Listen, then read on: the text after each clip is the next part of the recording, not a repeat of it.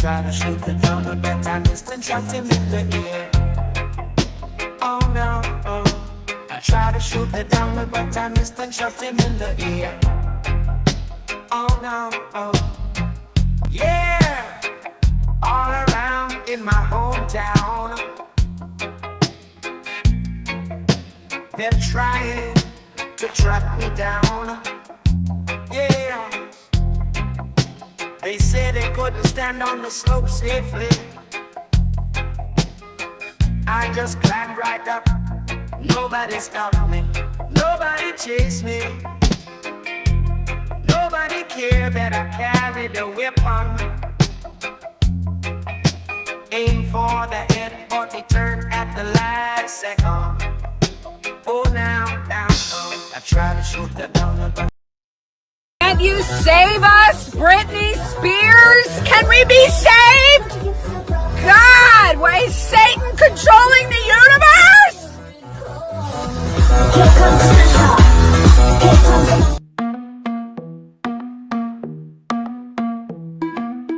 The world we used to think we knew is constantly exposing woo. Our possibilities come true. So what we do is call out to the good guys, good guys. Witches, widows, MAGA, mystics, infiltrating cunning linguists, good guys. The forum of the quorum needs a secretive society to advance our philosophies intentionally, magically, good guys. Conspiracies, sex, cults, Jamaicans, it's okay to change your thinking, good guys. Good guys, good guys, good guys. The world we used to think we knew is constantly exposing woo. Our possibilities come true. So what we do is call out to the good guys, good guys. Witches, widows, MAGA, mystics, infiltrating cunning linguists, good guys. The forum of the quorum needs a secretive society to advance our philosophies intentionally, magically, good guys. Conspiracies, sex, cults, Jamaicans, it's okay to change your thinking, good guys. Good guys, good guys, good guys.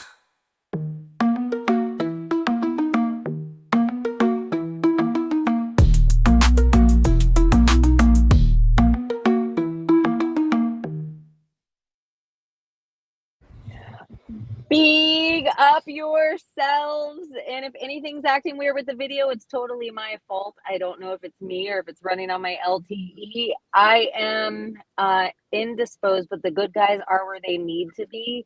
Make sure you hit the like and subscribe. How are you good guys this evening? Ow! It's Thomas's birthday? What? It's not really, but yeah. It's a thing. It's like a chat joke thing. Oh, like My they did birthday's with in the May, donut. just in case it comes in again. Oh, Birthday's in Okay, so May. you're a okay. Sagittarius too? Oh my gosh. Donut? Can you tell I'm a Gemini? Isn't it obvious? Gemini. You know, Yeah, that MMA makes fans sense. do that shit, like where it's just an inside joke in chat. So anytime there's like random like live press conferences on YouTube or something, and there's like thousands and thousands of people in the chat, people either write R.I.P. Brian Callen, and so like it's just it's just far off enough that people are like, oh my gosh, Brian Callen died. Or they say, hey Dana, can I oil you up? Can I oil you up, Dana? And Dana doesn't even know what it means. We don't know what it means, but it makes us all laugh. Oil you Anyway, up? What else does that mean? That's pretty specific, though. I don't know if it's his head or his whole body or just Which messing head with are you his. talking about? Hey, Yeah, that's what I'm talking about. Like, hey, Dana, how about we get some oil and oil you up? But it's just so weird to say to Dana White. Anyway, hi. How was the rave? You guys, I'm driving back. I just bartended a rave, and I didn't know it was a rave when I signed up for it. It's like in South Florida, and I kind of like looked at the bands. I was like under the assumption that they were going to be like alt mixed with maybe like a reggae vibe. It was just asses. I never Oh, seen so much butt in my life. I have so many pictures and videos to show you guys. well, you Like, got to come to a bodybuilding show. You'll see a lot of butt there Yes, too. seriously. I'm telling you, it's more ass than at a bodybuilding show. Damn. Can you even fathom? And it's like if all four of us just wore a G-string, I saw that ass. If you make picture, if any one of us had a G-string on, I saw that ass tonight. But it was a really good time. The kids were sweet. The rave culture is really interesting now. Like I'm far away from it and feel like some of the stuff's the same. Some of it looks a lot like the Comic-Con Thomas and I plur did. is still a thing. Peace, Plur? love, unity, respect. Plur. Plur. I never heard that before, but Really? it is. Yeah, it is really It's like like I when you always. do the whole handshake when you're getting a bracelet or whatever, and they tell you to do like the peace, love, unity, where you're like hugging hands. It's like a handshake, and then they switch bracelets. That's like the plur. I have bracelets. Hell yeah, Like, you did. I held hands with so many random people on drugs that I'm just like I love I'm you, just Chaney. I just want to get you a drink. What can I get you to drink? Love you, There's a Chaney. line of people behind you. What would you like to drink? Blow in my eyes. Here's my Vic. Yeah. Well, Is that I still a have thing, or glow is sticks. that old now? I Oh, probably the if I brought fingers? back the Blix, they'd be like Vicks. They'd be like, this girl's fucking magic. I'm But just no joke. realizing now, every rave I've been to, I snuck into in the 90s. I don't think I've been to a rave outside of 1999.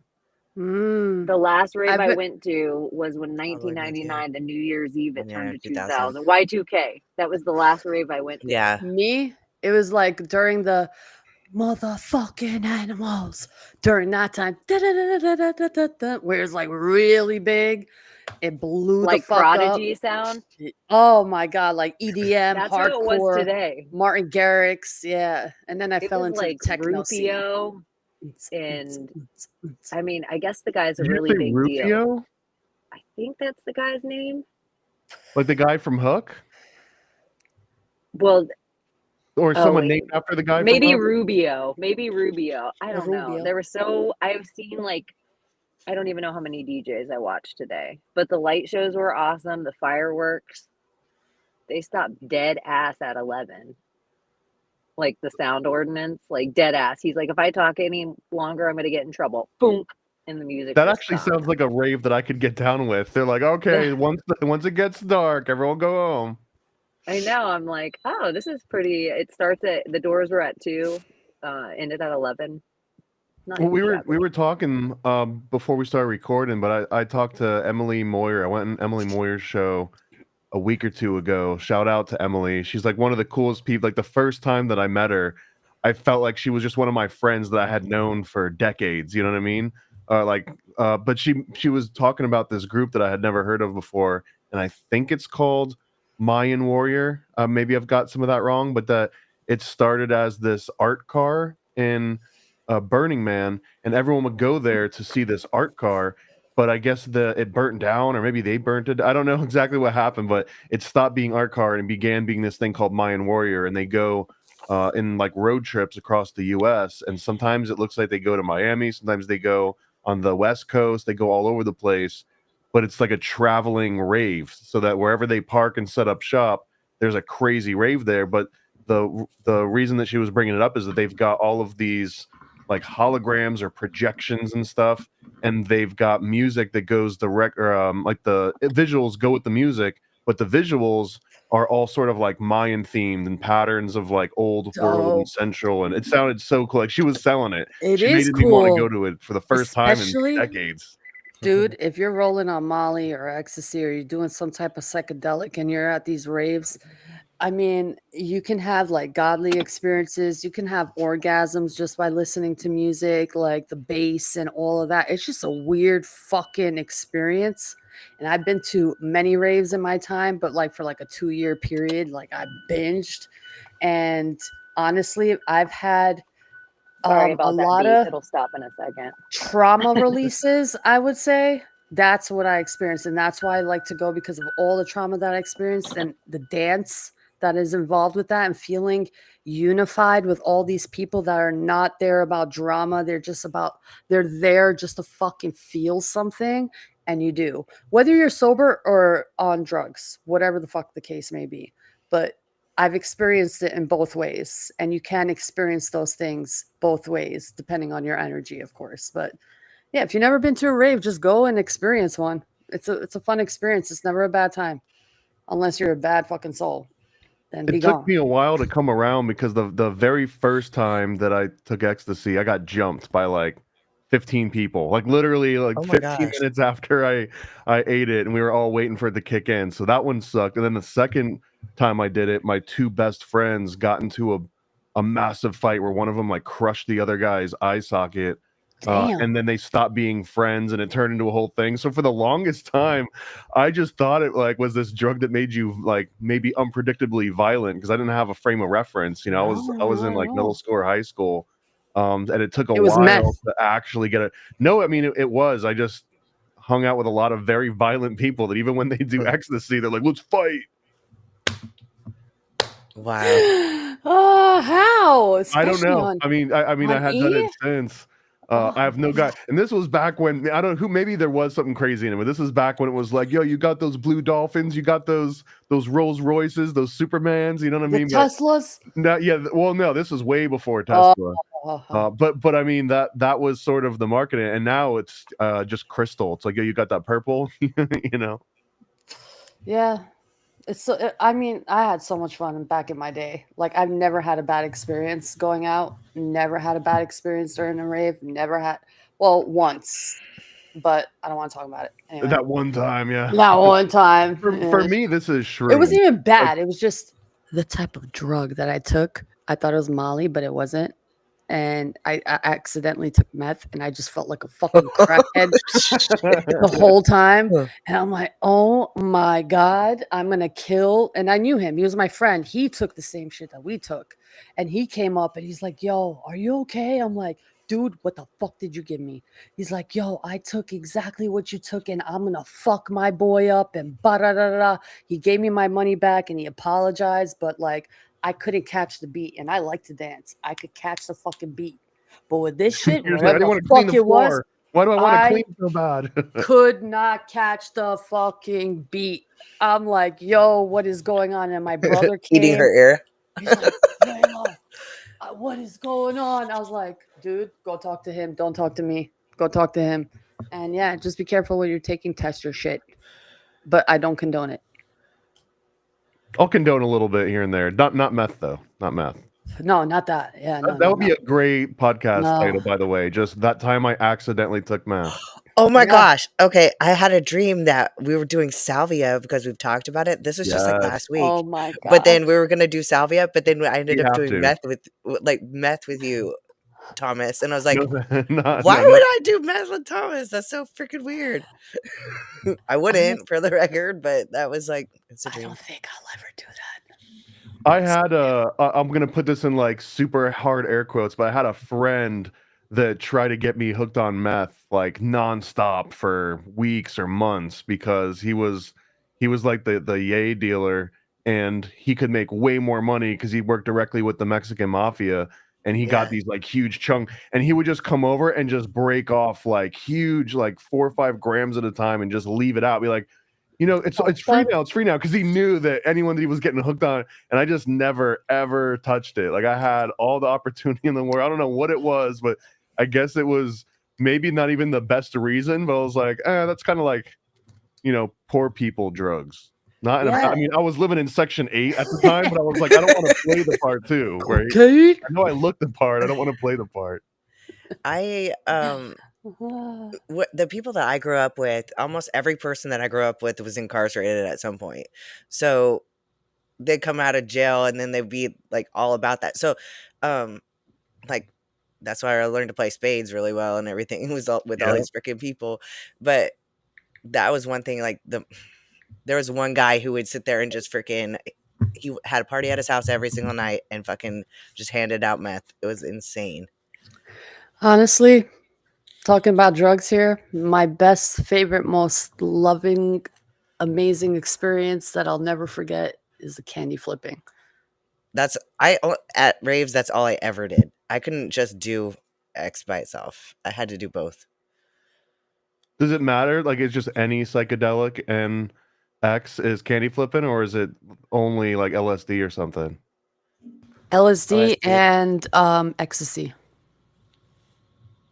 together, and it was top notch Tesla E, and oh my god, It's a mellow trip. It's good. it was like I would put my hand on the wall, like I don't care who the fuck is around me. Y'all do you. I'm in my world. I don't care. Anything could happen around me. If I'm in my world, whatever happens, happens. But like, imagine this: like, you close your eyes and you're listening to music because we had like trance music on at the time, and you're just tripping balls. Like you don't even fucking know where are at the moment, and you close your eyes, and all you see is the music turning into shape, and each sound and each note becomes a color and a object. So you're in your mind's eye and you're just in a fucking world of colors and shapes. And it's like you teleport there through your mind's eye. It's so fucking weird. And then matter becomes like, let's say you're touching a wall, right?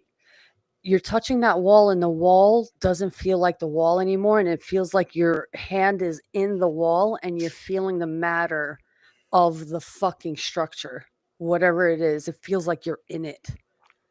I mean, this honestly sounds like it would work well with Salvia. Although I have never been in a room with anyone that was doing X that was also like, yes, and I'm also interested in doing Salvia. I would be the only one, so it would never really make the rounds. It doesn't make sense to take them both at the same I time. think so because Salvia does have this like unsettled, like unnerving Not disassociation that it salvia, can do to you. but ecstasy and fucking acid. It's just a weird combo when you think about it, because that's more like a party drug. I mean, you probably acid too, but I've never partied on acid. But just the thought of them two together is just like, that's a fucking odd mix. Like, why would you even think of doing the two? But when you do the two, it's like, whoa. What the Whoa. fuck? Oh, whoa. Yeah. But anyway, Yeah, make fantastic. candy flipping great again. I recommend it once in your It life. is great. Once I've done it, and I'll just keep that experience in my soul forever. That's it. It's just a one-timer thing. I wouldn't Why does recommend. everyone make salvia sound like it's so scary? I know it does kind of look is, but I think I'm like one of the nation's biggest advocates of salvia. Maybe I'm just not as vocal, but I swear that I found it in 1997, and it was sold in a head shop, and it just said incense. That was it. And the guy was like, "Yo, you smoke this?" It was like there was no background information on it of any kind. Isn't But it lavender or something like no, that? no. It's Like from a the mint sage, right? family, but it's called Salvia Oh, divinorum, and it only existed. It still only exists in one place in the world, in this small little village in Oaxaca, Mexico. And this is the only place that I think it's ever come from. And even more than that, it's almost impossible to grow from seeds. So almost every single salvia plant is all just a clone of these mother plants that are in Mexico. There's no other way for This you to sounds really so get it. Castaneda-ish. It very much is Carl Castaneda-ish. And then it's not a party drug, which is kind of weird to say because almost every drug could technically be a party drug except for meth or except for salvia. Salvia is just not something that makes you social. It actually doesn't work very well at all with external stimulus. So music, light, even if you're going to be like hardcore about it, you turn all the lights off, you turn fans off. You don't even want wind to like brush against your skin because that'll take you out of it. Yeah, it doesn't sound fun because it's not fun, but it's like going on the craziest freaking journey ever. But it's So such a don't go personal in it thing. with an expectation of having fun, but go in Not it at with an all. No way. expectation of trying to learn something, maybe. If you go in it with that mindset, maybe. If you're Like, lucky, you can even bring some of that information back. It's more of it's the hardest thing for me to describe because this people tell these kind of stories about acid and shrooms and stuff, and I've done all of those, and it's nothing at all like salvia, where I took a trip once on salvia and I was a cereal box in outer space, but there was like no earth, and I didn't have a name, and I didn't have an age or a body or anything, but it lasts for all of maybe 20 minutes, and then you're completely sober again. Except for that, you're mind fucked because you're like, God damn, like I never knew what it was like to be a cereal box, and now I do. Like I have a Cereal frame of box. reference, and I know how like crazy and stupid and silly that sounds, but it's not the same as acid because even if you're on acid, you know that you You have know a it's what. body and that you're on a Yeah. planet Earth and there's another person. Salvia, like your senses almost completely turn off, and you're in a different realm. You know what I mean? It's and the other thing too is that it operates off these kappa opioid receptors and not your serotonergic receptors, so that it even affects the body completely differently. let me ask you a question then. You know how during your regular trips of acid or shrooms, you know your reality, you'll snap back in, whatever. Do you have those moments where you can see that you're in a safe space or you just like completely In fucking salvia, gone? Yeah. if you do, then you're already on your way back, or it's being ruined somehow. It's the Uh, weirdest thing. It's like it's almost like going into a dark room, and as long as you're in the complete darkness, you're having a completely out of body experience. But if someone just like knocks elsewhere, you hear a car alarm go off, or if like a light turns on, then it's like something that reminds you, oh, maybe this isn't this completely different reality, and like you'll slowly get sucked back into reality that way. But if none of that happens, if you can do it without any of this external stimulus or people talking or even thinking about, oh, am I a person again? Like if you just think about having an id or an ego, it's kind of the end. Like you're ending that experience for yourself, and that's one of the hardest things to do, to train yourself to not know about yourself. It so sounds weird, but it's a thing. so those videos that you Mm. see of people, like two people like tripping and one of them jumps out the window type shit, is it because they're tripping with someone and their reaction during the trip is tripping the other person out in their trip? I think it's Is both. I think also because those they have the lights on because they're recording themselves and lights are on, and that's in my opinion, that would be the worst thing to do is don't to do have a it. light on. You want to do it Mm, in like complete darkness. You want to close your eyes and like lay down in bed or something, a place where you won't be able to fall and hurt yourself, and I just wanna mm. try freaking lay this. there for the entirety of it. But the second you try and stand up and move around, like you're introducing yourself back into the reality that we're actually in, but your mind is not here. So they're fighting each other. And the best way I've ever heard this described is that salvia shows you what it's like to be a two-dimensional object. So like we're Oh, here in the shit, third okay. dimension. You take a little bit of salvia or a lot of it of salvia in my case, and then the first thing people will start to explain is that they're getting sucked into a chair, they're getting sucked into a wall, or some of them feel You feel that flat? their bodies being like spread out across like a huge infinite plane, You or know they're what turning into a big spiral and their body's like turning into a coil, and they can't like I've seen people once start feeling that. They'll start spinning around in circles, like really weird. And you're like, what are you doing, man? Yeah, Like, I'm it trying to wrap reminded me of myself back. I'm trying SpongeBob. to unwind myself. Or like, When he Have you draws that character in SpongeBob, with the when he draws pencil? that character with the Yeah. pencil and he comes out and he's like, oh, fucking going crazy. That kind of reminds me of like a whole well, Salvia. that would be from 2D to 3D. But if you imagine what it would feel like to go from a 3D third-dimensional object to a 2D. two-dimensional, it would feel like you're getting smushed or squished or like flattened in a way. And I What's weird think is that I have had that feeling without drugs before. Like I used to feel it all the time when I was a kid. Like Same.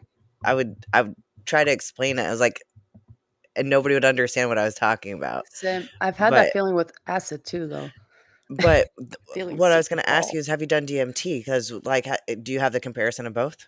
yeah, DMT, but only like the actual crystal. That I had a friend that like ordered the mimosa bark, online, and then went in his garage and used pool chemicals, and then but it worked. I mean, he actually did a really good job with it. But I haven't ever done ayahuasca before, and DMT is different in that you almost are. For me, I was always conscious I had a body, but it was weird because if I saw something or heard something weird with DMT, it was almost like I could actually zoom in on it and not lose focus, and not, the second you try and visualize it or look at something, it would just dissipate on anything else. And DMT, you can almost infinitely zoom in to like whatever you're trying to pay attention to in a way. But it wasn't the same as a disassociative. The only other disassociative that even came close, I think, is maybe if you went into like a K-hole. But even a K-hole, it's more of like a blackout and like an absence of experience versus being aware that you're not on the planet anymore. How else do you describe that to somebody that hasn't actually gone through, turning into a one-dimensional object? It just sounds like I want to something try it. like someone that's bragging on like the back of a school bus would say, but it is legit what it feels like. Yeah, and it also like time becomes different. It's like time is not even a thing during these Because that's the fourth substances. dimension. Yeah, it's like I don't even know how to understand time. Yeah, we have hours and days or whatever, but still it's like a feeling. And I know this is part of our senses, and they don't want us to know about this because I believe that we have more than 6 senses or 5 senses, because there's the sixth sense, and that's our intuition. But like I feel like we have multiple. I feel like we have more than 6, maybe 10. That's part of our sense, the sense of time, because sometimes it does feel slower, sometimes it does feel faster. Why? I don't know why, but they limit us to the idea of our senses. But I feel like that is part of our senses, the time aspect. Well, if you ever seen how like slow motion footage works, like if you got a new iPhone and then you can go into like a slow-mo mode and record something and it goes like super smooth, and it, takes 10 seconds to play back 4 seconds, because the only thing that's changing is how much information you're recording between different movements. You're right. And this comes up to, this is one of the fascinating things about like a car crash, is that people will report time dilation in a car crash because they'll remember like the car coming at them, and then like as they get hit, the whole thing is over in 4 or 6 seconds, right? Mhm. But it feels like Yeah. an hour, and you can remember every single moment, and that's Detail because too. your brain is going into like this super preservation mode, and it's saying, oh my god, you're about to die, let's go ahead and analyze every single thing in this room. You turn into Jason Bourne, and you're just like recognizing every tiny little detail, anything that'll help you to not die in that moment. So then if you survive, it feels like it was this long amount of time, because it's one of the only times your brain is like, okay, ignore everything else. Like you don't have Yeah. bills at that moment, right? You're just like, how do I stay alive? Here's all these different details and pieces of glass. And this also explains why sometimes when someone's in danger and that they see coming, they can do all sorts of weird feats and like jump out of the way and not even realize or step over, because you've got that extra sense, I 'Cause you think. pull back and It's happened it's like many times to me. me too. But it reminds me of the whole, because like a camera or whatever video is like 30 frames per second, isn't it? And we can only see 24. Well, Well, film was yeah. 20. Film was 24. That's not true though. Okay, Film no, was okay. 24. The number isn't that we can't see past it. It's that once you see something at 24 frames per second, you can like your brain can be tricked into thinking it's actually moving, and that's the whole foundation of animation is that 24 frame rule. But like for example, 30 is standard if you're just watching TV, or 60 is also like TVs would run on 60 hertz, so it would update 60 times a second. But most footage, and it gets technical, but most Okay. footage No, was it's shot interesting. at 24 or 30 and then displayed on a TV that's capable of showing 60. So now if you're using like a computer at work or something, you move your mouse around as fast as you can move it. You know, sometimes it's not a completely smooth movement. It like jumps from one place Yeah. to another because it's only updating 60 times a second or 60 hertz. But now you Well, can get TVs that have like 240 Yeah. hertz or something. And those Good ones sometimes it has refresh that rate. weird smooth motion because your brain and your eye can see 240 hertz. There's every time someone has a theoretical limit, someone will make something that's twice as fast, and then people are like, "Oh, I can actually tell a difference." But there's like a It's with decline in everything. the actual amount you can see. well, I heard this amazing theory that I love, and they say how our brain is, the one to capture everything, your reality, pretty much. But instead of it being an accelerator to make you see, it's actually a decelerator. It slows the speed of everything around you that is matter, that is moving at like speeds that we can't even fathom, and it slows it down to a point that we can actually see it for its structure, like at a special fucking frequency. I can't even put into Frame by words what frame. this guy said it, but your brain is a deaccelerator because everything is moving in such a speed of light because we are light and light beings. And this is like maybe what's it called? A simulation, and we're being beamed by this light, which may be the sun or the moon, I don't know, or both, and the stars. But I feel like it is so on point with the idea of how our atoms work and how electricity works and all of it working together with water and all of that. It's like a vroom center point. It's like the toroidal field place where everything can just happen. It's like a soft space. This is just Yeah. gonna be like a drugged out high school like high talk, but like I It is. I wonder, love it. you know how mosquitoes or flies, they only live for a few days, but I wonder if it actually feels like, 100 years to them. And it's just that they're living, or hummingbirds is another example that their hearts beat so fast. I wonder if they actually experience time that much longer. And they say the same thing about dogs. Like, does a dog feel like it's living 100 years, or does it just feel like it's living 20 years? Yeah, Because maybe there's they're also like that they don't have a sense of time, but how the hell would even one and even know that? How would you know if a dog can experience a sense of time or not? I don't fucking I know, would assume man. it would, because, like, if you leave a dog alone for a certain amount of time, I don't know. They feel the Uh, abandonment. Have you ever heard that before, or is that just something that I've heard a few Oh times? no, That I've just heard dogs that many don't times. have any concept of time. Oh, don't worry, leave. Well, everyone says They that won't kind of know. stuff. They don't know the They said, difference. yeah, But it's even here in our everybody acts reality. like they don't have any consciousness, but they do.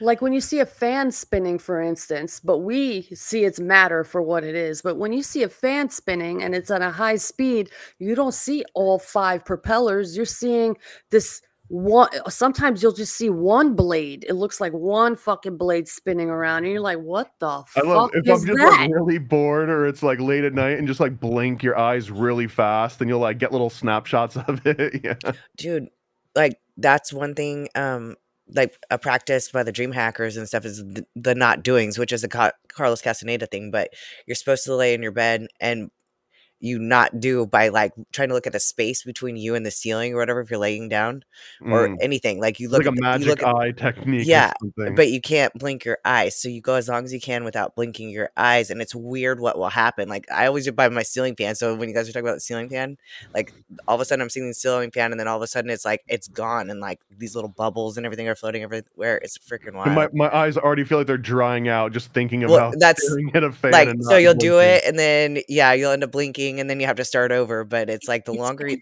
the longer It's you practice, the bending. better you get. Is it bending? Not Is it bending? really. See, but But it's bending. if you were recording at like 200 frames a second and we were seeing it, then it probably would like it was bending. it's bizarre. This fucking reality is bizarro. I still don't understand it. Have you seen this one? Hold on. Oh, wow. But I'm just saying, it's like I almost drove off the road. That was so magic. Wasn't it? I was like, is he waving a pencil in front of the camera right now? Holy shit. No, he went next level. He went full grand at them. Just if you were here, I'd show you that I can also get your nose. It would blow your mind. That's what I do to my So when are we dog, and he hanging out thinks I again? have it for like 2 months. But the reason I brought up time was because of this whole fucking phenomena that I've been seeing on TikTok. And it's after this earthquake happened, I posted a video on my page. If you guys want to go check it out, got Bill Angel 333 __. It's all of a sudden this phenomena of grandfather clocks not working for years, right? And all of a sudden, after this fucking earthquake, something leveled out, and all these grandfather clocks started boop, working again. Just out of nowhere, shook the ground, leveled things out because grandfather clocks have to be on a very leveled space for it to actually work accurately. And another thing, when the clock started ticking, it was on the The time right time. that, like the right time. Like I look at the time on my phone, 11:45. The grandfather clock was set to the time.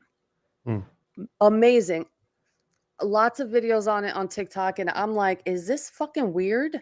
Like, what is going on? What was that earthquake about? Did you just ask if that's weird? No, Yeah, not it's weird. No, it's not weird. No, We it's know cool, weird. but I'm just saying, come on.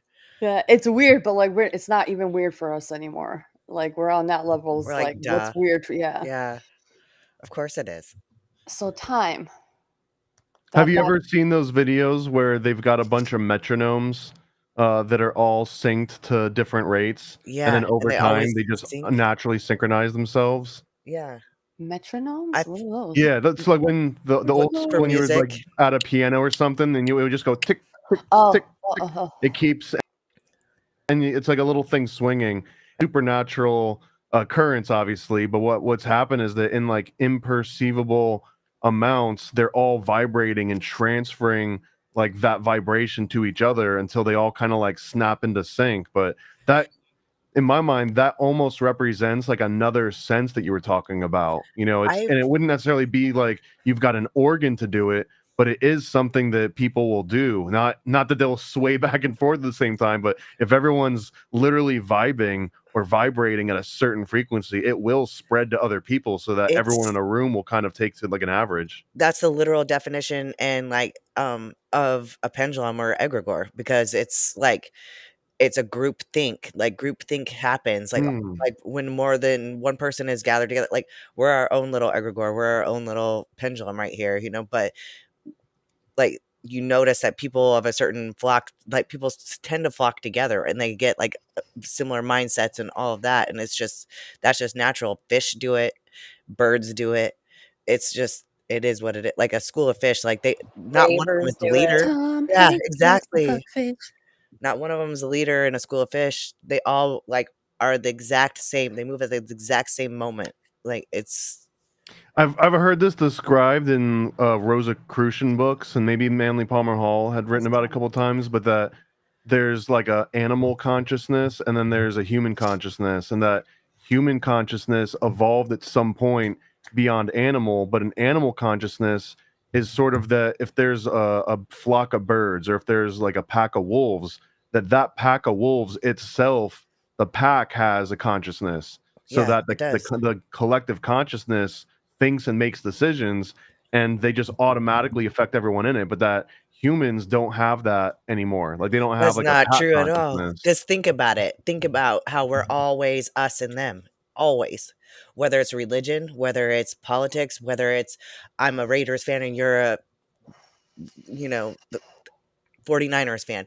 Like people have a tendency to flock together and do the us versus them thing. So there is the group thing. And then people like in a stadium, like the manliest men will end up like taking off their shirts and painting their bellies and acting like fools and stuff. Like they act insane and they wouldn't do that in their regular life. And it's because they're like pulled into this power of this egregore. Well, So humans do it too, completely. there's a book that I've talked about a few times with Donut, and I think even Juan. I think we did a whole show.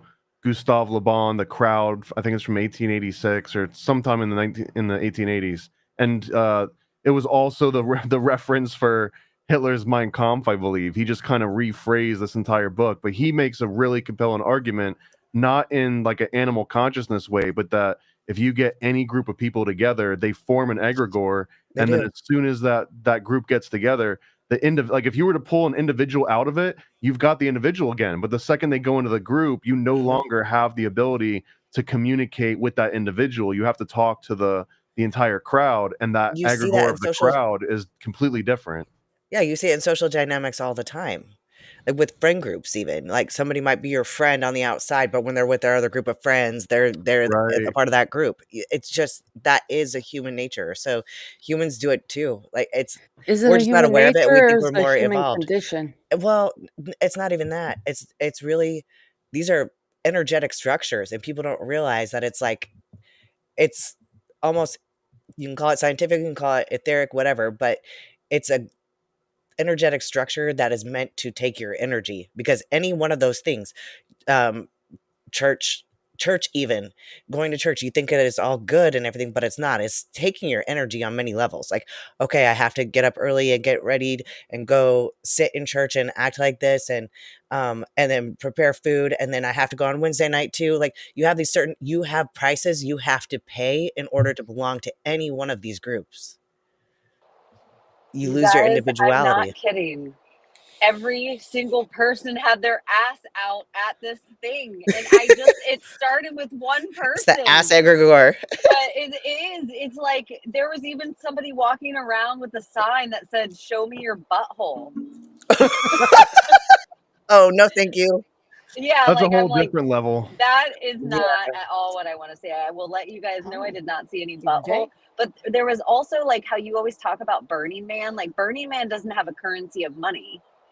And No, so it's like energetic. this like whole thing, they have like clips, like a whole bunch of clips on hats and on things and different bracelets and different necklaces, but it's all different currency. And so it's just like, oh, how you guys are saying different egregores. It's like you can see like the same way as the Comic Con that I experienced with Thomas. It's like there's the anime, there's the people that are furries, there's the people that are old school comic people, there are just like people that are, no joke, the total perverts that are like, yay, I can just be a grown man in a diaper here. Yeah, It's pretty that much. too. Drool. But there is something that I'm like, when I was there, I really thought like whatever this Dionysus Maynad energy is, like this is something, not that it's not fun, but the goggles that I have to witness it as, being sober, being a bartender, um, but also just being how educated that we are now in things like this is not that it's a bad thing, but it's like, is this a good thing? Well, every egregore is innately bad. But you can't avoid them all. Like you have to belong to them. So it's having the awareness. But most people aren't aware. You get involved, and that's when you're like, oh, Trump is so much better than this guy. Oh my gosh, I can't believe you didn't vote for Kamala. Like, that's what happens. Like, people get so freaking, they identify as that thing. They become the structure instead of remembering that these are still humans, all of them. There was a TV series, I think last year. It was called Class of '09, and it had Kate Mara, and it had the guy that's in Atlanta that plays like the rapper. Anyways, the premise of the show, they kind of jump around in time a little bit. It goes into the future, it goes into the past. They all work for the FBI, and at the end of the series, and I'm not giving any spoilers here, the end of the series, they start thinking about, because they've implemented AI and they're trying to go back into the past and figure out like where did we go wrong, because the AI forms sentient. It's kind of like the same story that you've heard a million times where AI gets like its own consciousness and it starts acting on its own. But someone makes the point of that maybe this isn't the AI, maybe the FBI itself has formed an egregore, and that the FBI as an egregore, it starts almost realizing, oh, humans are trying to change me or get rid of me, and it as it has its own sort of like self-preservation system, It does. regardless of technology and regardless of AI. That even if computers didn't exist, that the concept of the FBI or the CIA or something might fight to stay alive, independent of humans. Because that's the thing, is that they're almost like quantum physics, like they talk about the egregore and or pendulum or whatever, but that's what they basically say, that these energetic structures are, they can't say they're not alive. They're almost like a living entity. So how do you kill an egregore? Drop importance. That's all. Like all you can do. You can't necessarily kill it for everyone, but you can kill it for yourself. And it's dropping importance and being able to laugh instead of taking things seriously. So it's literally like becoming the master of like not allowing it to polarize you. And so it's like the law of polarity. Because think about it, pendulum swings both directions, and also what does that do? Hypnotizes you. So you're like in the power of the pendulum. You're not in the power of you. You're being hypnotized the whole time. What the fuck is the power in a Doesn't. Oh, go ahead. Sorry. Hello? Can't hear you. Yeah, something happened. I didn't know if I was we here. heard you say, "What the fuck is it?" I didn't know You're if here, I interrupted Layla's Layla. not. Oh, Whoa. I didn't know if I interrupted. What? What's happening? That's not me. Is it that mouse? No, it's Is Layla. it? She sounds like a mouse. Oh my What just God, happened? What the? I think Layla Did turned you into guys- Britney Spears. Did you dose us with something? And then there were two. What up, Thomas? That was wild. Well, I guess it's just a normal episode now. We needed Yeah. we needed some sort of audio issue to happen. We did. Can you guys hear me or Something. not at all? Yeah, Yeah, we can hear you totally. Okay, I know. I was gonna ask, like, is time itself an egregore? Is somewhere along the line, that's what they convinced us of. That's the Saturn of it all, the Chronos. They've convinced us that time is like the God. Even though we don't notice it, time is our God. We fear death the most and put this value and this watch on everything. I think because this reality is material, because on the other side of reality is like the dream space or whatever, like it's pure thought. Everything that you can think of is there, right? But on this side, it has doesn't swing material. in just two directions. That's the whole definitely misnomer not. of the whole It can be thing. more it has than an two. infinite amount of swings. Yeah. Like it literally is a circle, so it can swing in an infinite amount of places. So we are just under the assumption in this reality that time goes in one direction. What about if at some point it Benjamin buttons? I think it could, but that we're under cause and effect here. Then that has time, right? Because cause and effect doesn't happen without time. Because we can manipulate matter. Right, so maybe it only exists Matter when you're causes in the the time material delay. realm. Yeah, Yeah, right, because right. matter causes the time delay. Or if people like hit a point, like let's say tomorrow we were one day younger and it just worked in the opposite direction. And then things healed, even things in the ground. This is why people kept their souls alive. Like they wanted their whole body preserved because they knew one day the time went backward.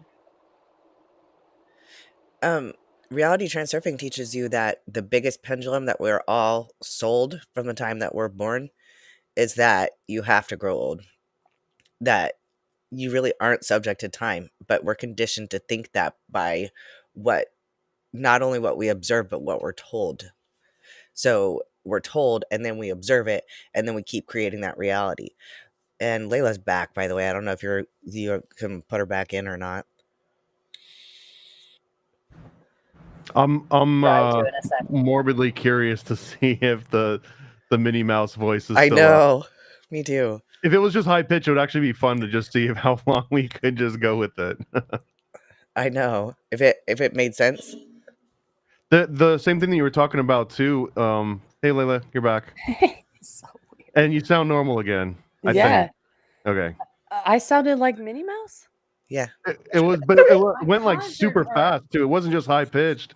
It was like playing whatever you Time said sped at up 200 speed or What something. the fuck? And you guys sounded like fucking because we're demons. fucking with time right now. And I'm Oh, that's like, weird. Right? That's weird. She I'm like, literally sped up. She in sped up time. so fast that we sounded slow. I was like, Man, we're what the magic. fuck? Well, I wanted to ask, what is the power in a laugh, that chemical that happens within us? What is that naturally comes out of a human? Like, where the fuck does that come from? And I always wondered this, like, humor, but we laugh, but it's like a whole body fucking spasm sometimes, and sometimes you don't even make a sound and laugh until you can't breathe, laugh to tears. And it's like, what is that? And why is there so much power in that laugh where you stop the pendulum from choosing that or that? Because it breaks the spell of importance. Like when you laugh, like I laugh when stuff's yeah. serious all the time. Like when my kid got in trouble for like writing a letter at school to another girl, and she had written like Sonia is a bitch, right? And so she's in the principal's office, and I get called to the principal's office because I'm teaching, and I literally had to turn my back to the principal and like walk to the corner of the room while he's talking to her because I'm sitting there going like I can't do it. Like I thought it was so funny. Like I couldn't keep a straight face and look at her and try to be sober and everything, but I mean, Yeah, it's serotonin and these Do you think chemicals. tears are similar though? The same? Like, where do they even fucking come from? What makes you sad sometimes that you can't even control it? You're like, why did I get so sad just now? How did that have so much effect over me? especially when it's out of the blue. Like, do you ever just Yeah. cry and you don't even know why you're sad? You're like, I don't even know what's wrong. Whenever I like take All Iris day though, since Mercury retrograde. That's how my life's been. I just am like, I have big tears in my eyes. Like, I don't remember when I had this huge of big tears. Crocodile tears. the worst one for me is when you're watching a movie and you know that they're gonna emotionally manipulate you. The piano's starting to come in. You're like, oh, this is the part hear you're the gonna tell me. score. But then, like, even knowing all of that going in, it can still affect you. It can Yep. still plug those. And I don't know. It's weird because you can see it coming, and it's like, why can't I prevent this? But I guess if you laugh or you start mocking it for doing that, maybe you can like break that spell a little bit. Does this mean mockery is like the highest form of battling egregores? Is just to mock Yes, everything? it really Dude. that unless you can just be stone cold sober and not let it affect you. But really, like laughter is one of the most powerful things to break it. And it's not going to break it for Laughing everyone, to but it's tears. not take your energy. It won't take your energy because that's what it does. That's how it grows So bigger weird. and bigger. Is it eats the energy of the people. So that's the literal definition of loosh. Like these energetic structures exist because everybody puts their energy into it, but then it keeps freaking feeding on it. So the longer, and it doesn't matter which way you push it, anybody pushing it gives it energy. So if you sit there and battle somebody like, fuck you, you're stupid, you're a Kamala supporter, then you're just pushing the pendulum still, and it's still like taking your energy. It's weird. Atheists, you're on fucking notice. You can't tell me out there, you fucking, I don't care. I don't give a fuck. You fucking atheists out there. The fact that you can laugh and that you're this being here that you can just laugh and make mockery of shit, like this whole design of it all. You're going to tell me that there was no fucking designer to this? You're going to tell me that there was no creator to this fucking masterpiece that you're living? You selfish person, you peoples. Like, really, there has to be, it can't, like, I cannot fathom Fuck this outta idea here. that we came from this nothingness and all of a sudden I can laugh and cry and love and all this other stuff. You got to be out of your mind. You literally got to be out of your mind, or you really fucking hate God that much. The creator, whatever you want to call it, whatever the name is. Right? Am I the only one? Dios. Like, come on. It's impossible to I don't just be random. like it's y'all. You got to do is look at the math of it all, because if you are really like that scientifically like inclined, look at fucking fractals. This Like, it's come on. off topic, but on topic a little bit. Just with y'all, how would somebody of the opposite sex know that they felt like they were born the wrong sex? How would you even fucking begin to even Dude. fantasize what the opposite like? I feel like I was born a woman. Do you feel like you were born a woman, or do you feel like you were born how the TV tells you a woman is? I was created in the wrong body. Who created you? My mom and dad. Bruh. But what Like, created your no, mom but and dad? what wrong body are you fucking talking about? Like, what wrong body? Like, it is the craziest.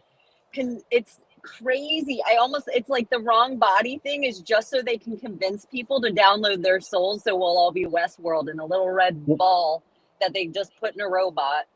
More loosh, right? It's just more loosh Yeah. feeding. Because there's also the even smaller niche of people that believe that they belong in like a body that can't walk or doesn't have legs, and then they'll like go Yeah. that extra mile and actually just have their legs amputated or something. And they're like, thank God, I finally feel like the body I was meant to be in. Yeah, it's a new way of being, I think.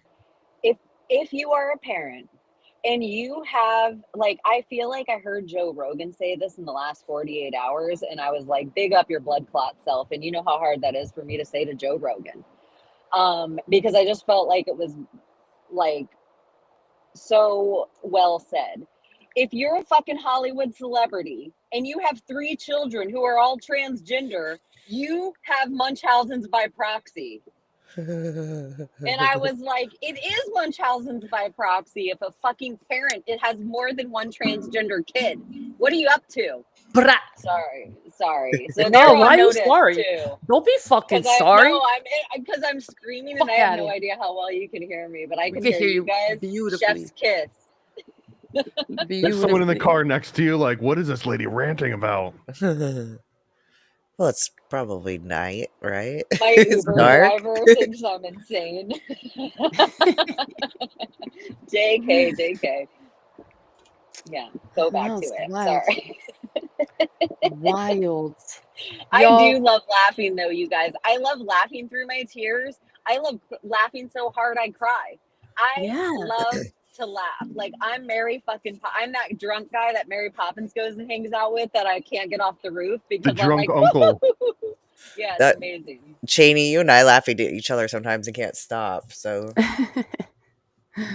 That also represents a archetype of yesteryear that I think we desperately need back. Is that in Disney movies and any movies up until maybe the 90s, it was acceptable to have this uncle with a drinking problem, but was like part of the family still, and that his drunkenness was something that like the kids could like laugh at and stuff. Now you got a drunk uncle, and it's like, oh my God, that's so sad, that's so horrible. You know what I mean? But it's not really celebrated as much. But we lost out on this crucial archetype. Mary Poppins being just one of many different examples of this. I had a drunk uncle. He was really fun when we I went camping. love my drunk He would let us, uncle. yeah. Oh my Like God. if shit hits the fan, my drunk uncle will get anyone through a zombie apocalypse. That's how mine was too. That's a sitcom waiting to happen. Just my drunk uncle. And then to get canceled because it's going to have some kind of problematic issue. Not to be mistaken with my funny uncle.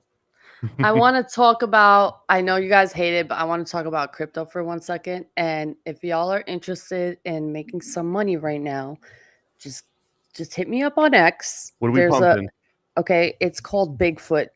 All right, and its release is on Sunday. And if you want to get in now, I have a website where you can get in. It's Solana. If you're into that, let me know. Hit me up in the fucking X. I'll link you up with all the people who are like part of the whole system and part of the whole project. And they're very cool people, very trustworthy, I know one of them personally. Bam is one of them. Armin is another one. He's my brother. And I'm telling you, this project is fucking phenomenal. It's already 219 sold the last time I checked. No, we're not gonna rug. No. That was the other team. I don't want to talk about it right now, but that was the other team. This is something separate. This is no rugging shit, no Haktua shit. Yeah, what do you think about the Hawk coin? Right now, it's at a low. I don't trust any of them. I don't trust her, especially after that move. But it could be a move where like people could buy right now, and then all of a sudden something happens, I and boom, it could shoot up. But the whole thing, I think that's so interesting to me is that the day that she did Haktua was June 9th. So it was on a 6-9 ritual. So to do the Haktua was 6-9 ritual. Haktua, before that happened, used to be a sound that you could just look up that a certain religion would spit at Christians. It used to just be a sound that everybody knew was that sound, Haktua. So then on 6-9, Bitcoin was also at 6-9. So Bitcoin was at 6-9K on June 9th, the day that Haktua did that.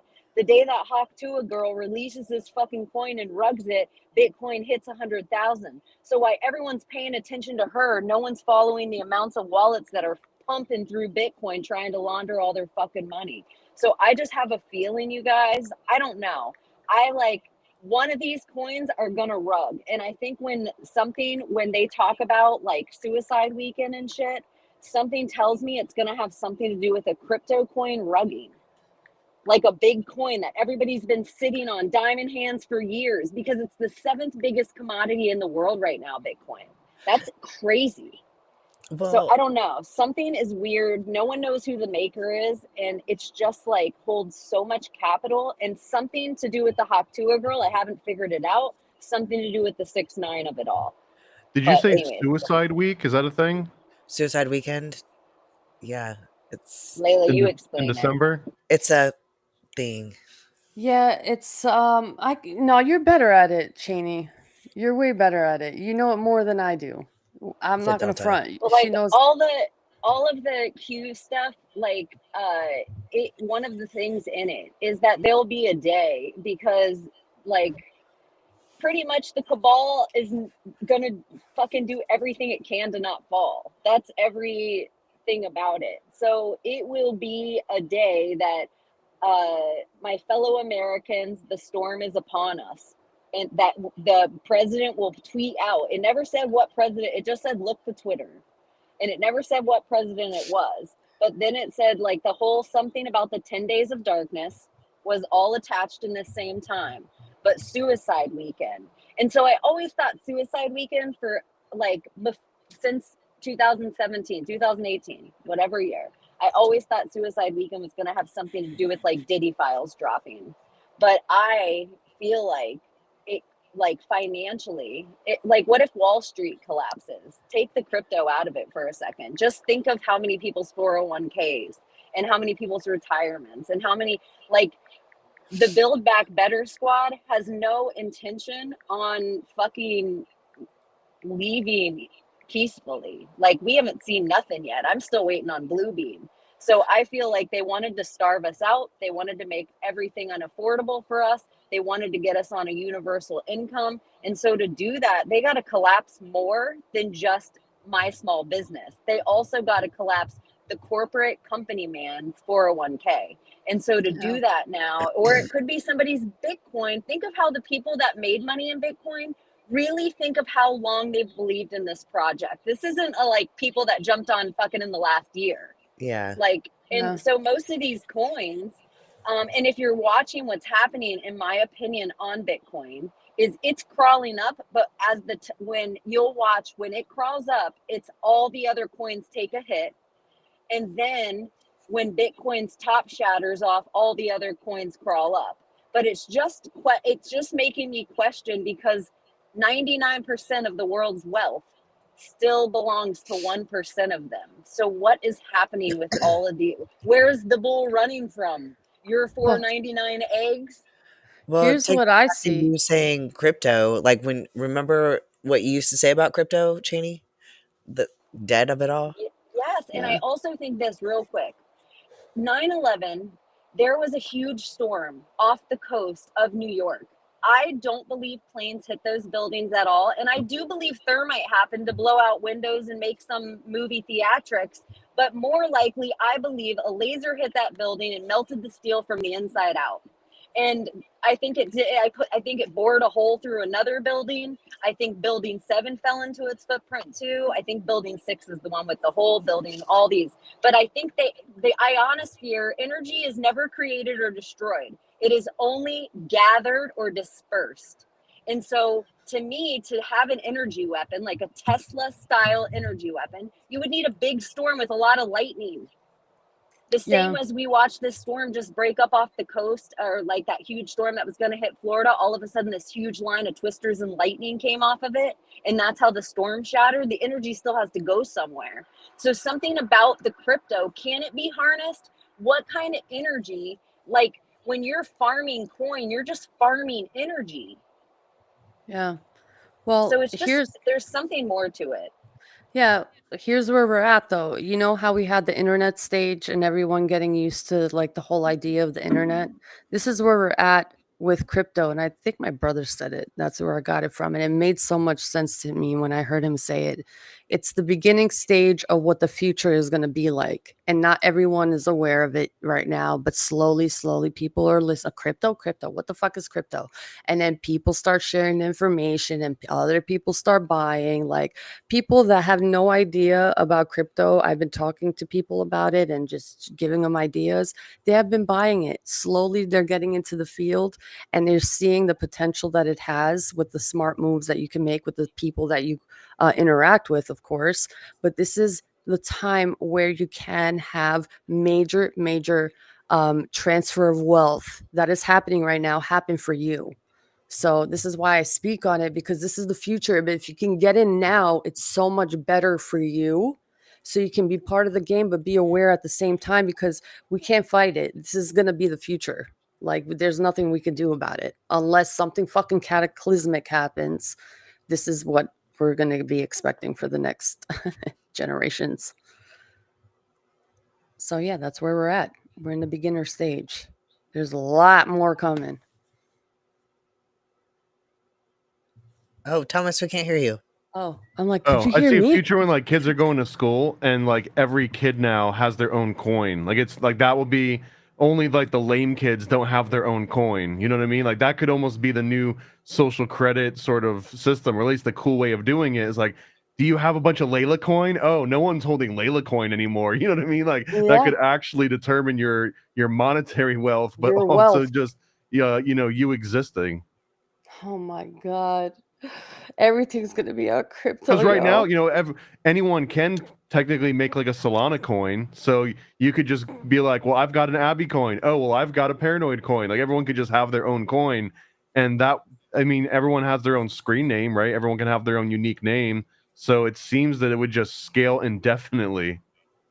I mean, okay, someone said I won't co-sign my own enslavement. I had that same mentality, but what has it done for me? Nothing but make me suffer. And with awareness and playing the game, because like in the Matrix, like you step out of the game, you come into your awareness, you What is the deal? It's Mercury retrograde. You don't sound like. Oh, Oh. now she's a mouse again. That's so weird. I didn't notice. Did she like hit it with her hand or did it just happen? It just happened, I think.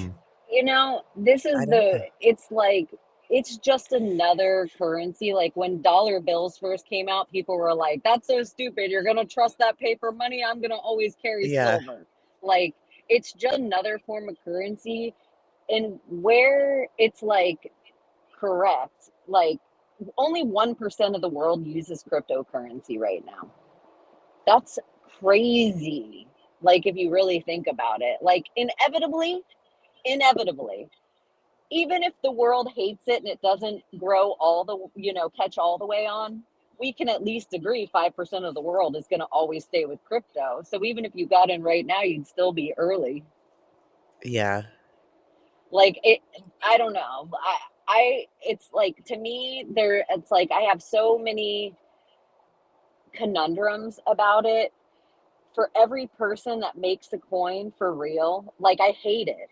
And then like I hate everything about the digital and the ID and they can, you know, they could just take this from me. I know so many people in the last 5 years that really, because of political stuff, had their bank accounts locked out. So I just feel like they that part is already past. Your social credit score, probably if you're even watching this show right now, you're Yeah, you're sorry. you're at least going to a re-education camp. You might miss the gulag, but you're going to the re-education camp. Like you might not be at full, with the uber bad guys picking up trash. There won't be any trash. But hey, it's got to be more fun with all the rest of us there. So Oh, Layla's Layla's back. back. May get her. The internet doesn't want me to speak today, apparently. Well, fuck you, you fucking motherfucker. Okay. They don't. Whoa. It doesn't know you well enough. God, you're on fucking notice, internet. Now that you're back, I'll be right back. So Ay, ay, ay. We'll see for how long, huh? How long this will last. I'm on a frequency apparently because I'm on fire, like literally. Oh, how's the business doing? It's doing good. I mean, it's slow season right now, but I mean, people are coming in. They're loving the food.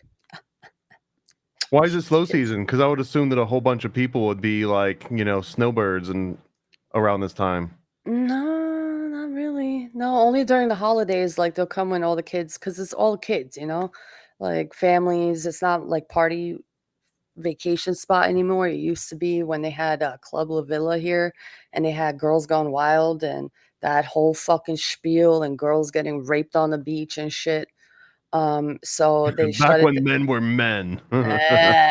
Apparently. So, God, fuck. If that's what you, oh my God. Is that what a man is, rapey? Is that the real man? A rapey man? Maybe. I mean, if we're talking caveman, probably. Do you think there were a lot of gentlemen cavemen? I don't know. That's just wild. Why are men born like, what is it?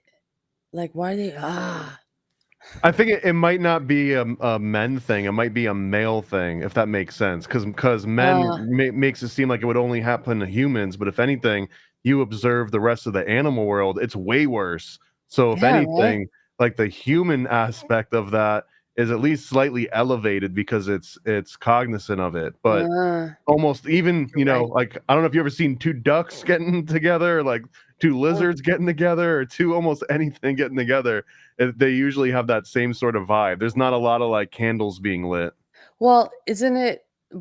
Well, hold on, wait. If you were actually looking at the kingdom, the girl has to say yes. She'll like allow the male species to come in.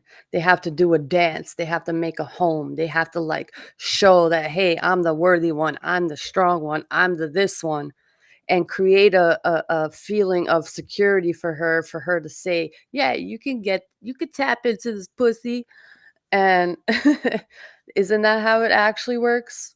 I think, well, yeah, I guess in certain different animal Besides lines, right? dolphins, no Well, offense, like donut. cats, for example. Cats don't. Cats do No? not have that. And in fact, a cat, and this is maybe a little bit too TMI, but a male cat penis has these barbs on Spikes, the yeah. inside. So when it comes back out, it completely damages and rips up all the tissue so that another cat can't come in and overpower the first cat. So, I mean, cats are probably inherently one of the most rapiest animals in existence. Dolphins too. I'd throw dolphins into that same category. Yeah, I'm so sorry. Sorry, so kitties. Sorry. Just apologize to my girl cat right there. Yeah, if you have a cat that ever got pregnant and went through one of the most horrific ordeals this that one. you could even describe. But still, I'm sorry to your race. And I learned that from a parody comic book called Socks the Cat, about Bill Clinton's cat that would go out on like in the alleys at night and it would just like rape other cats. That was the whole premise of it. Fuck. Holy shit. Okay, so cats, dolphins. Is there like one in every like family of species that are They're just all like on notice. Every single one of you fucking is on notice. Dolphins, cats, I want to say ducks too. Ducks have what you call a balastic penis, which Well, is the corkscrew one, and I think that those ones too probably. Who knows? Who knows? Maybe the girl duck likes that, but it doesn't seem like a pleasant experience for anybody. females get rapey, don't they? But like not to the point they'll kill something Well, I mean, they also have a track record of in the animal kingdom of just straight up murdering the mate regardless, right? after the fact, right? Yeah, after they get what they needed. Oh shit. Ooh. Ooh. Don't put any ideas out there. These leftist women are shaving their heads, you know, like what's the next extreme? We don't know. We don't know. I kind of like that whole dynamic though, where they're fighting back against some invisible enemy, and they're using these tactics against an enemy that doesn't even really exist. Like no one's coming after that, but it's I don't know. It's interesting to see the different types of reactions people have to a political abstract concept, right? Weird segue, but also when we're talking about like the suicide weekend, and maybe it's related to crypto or all these other like major events that would cause someone to think that way. But if you look at the people that have these balance sheets, I see this all the time on like the investment Reddits and stuff, and people that especially like the GameStop type of stock people that jump around, where they'll be up, like $200,000 or something, and then they make a whole bunch of missteps, and now they're down like 80 grand, or now they're down 200. They do like a short on something, and then the short gets called, and it ends up feeling like it's the last thing that they'll ever be able to do. They want to just like exit the earth now because of this. But really, what happened, like your life did not actually change in any significant way. The only difference is that you look at a phone, and the phone has a certain number on it, and that number changing somehow completely affects, your outlook in life. But really, you could just ignore that number from existing. But the type of person that would be thrilled by the ups and downs of that, I don't think is capable of not like giving power to that number. Hmm. I don't know, man. I don't know. I don't know.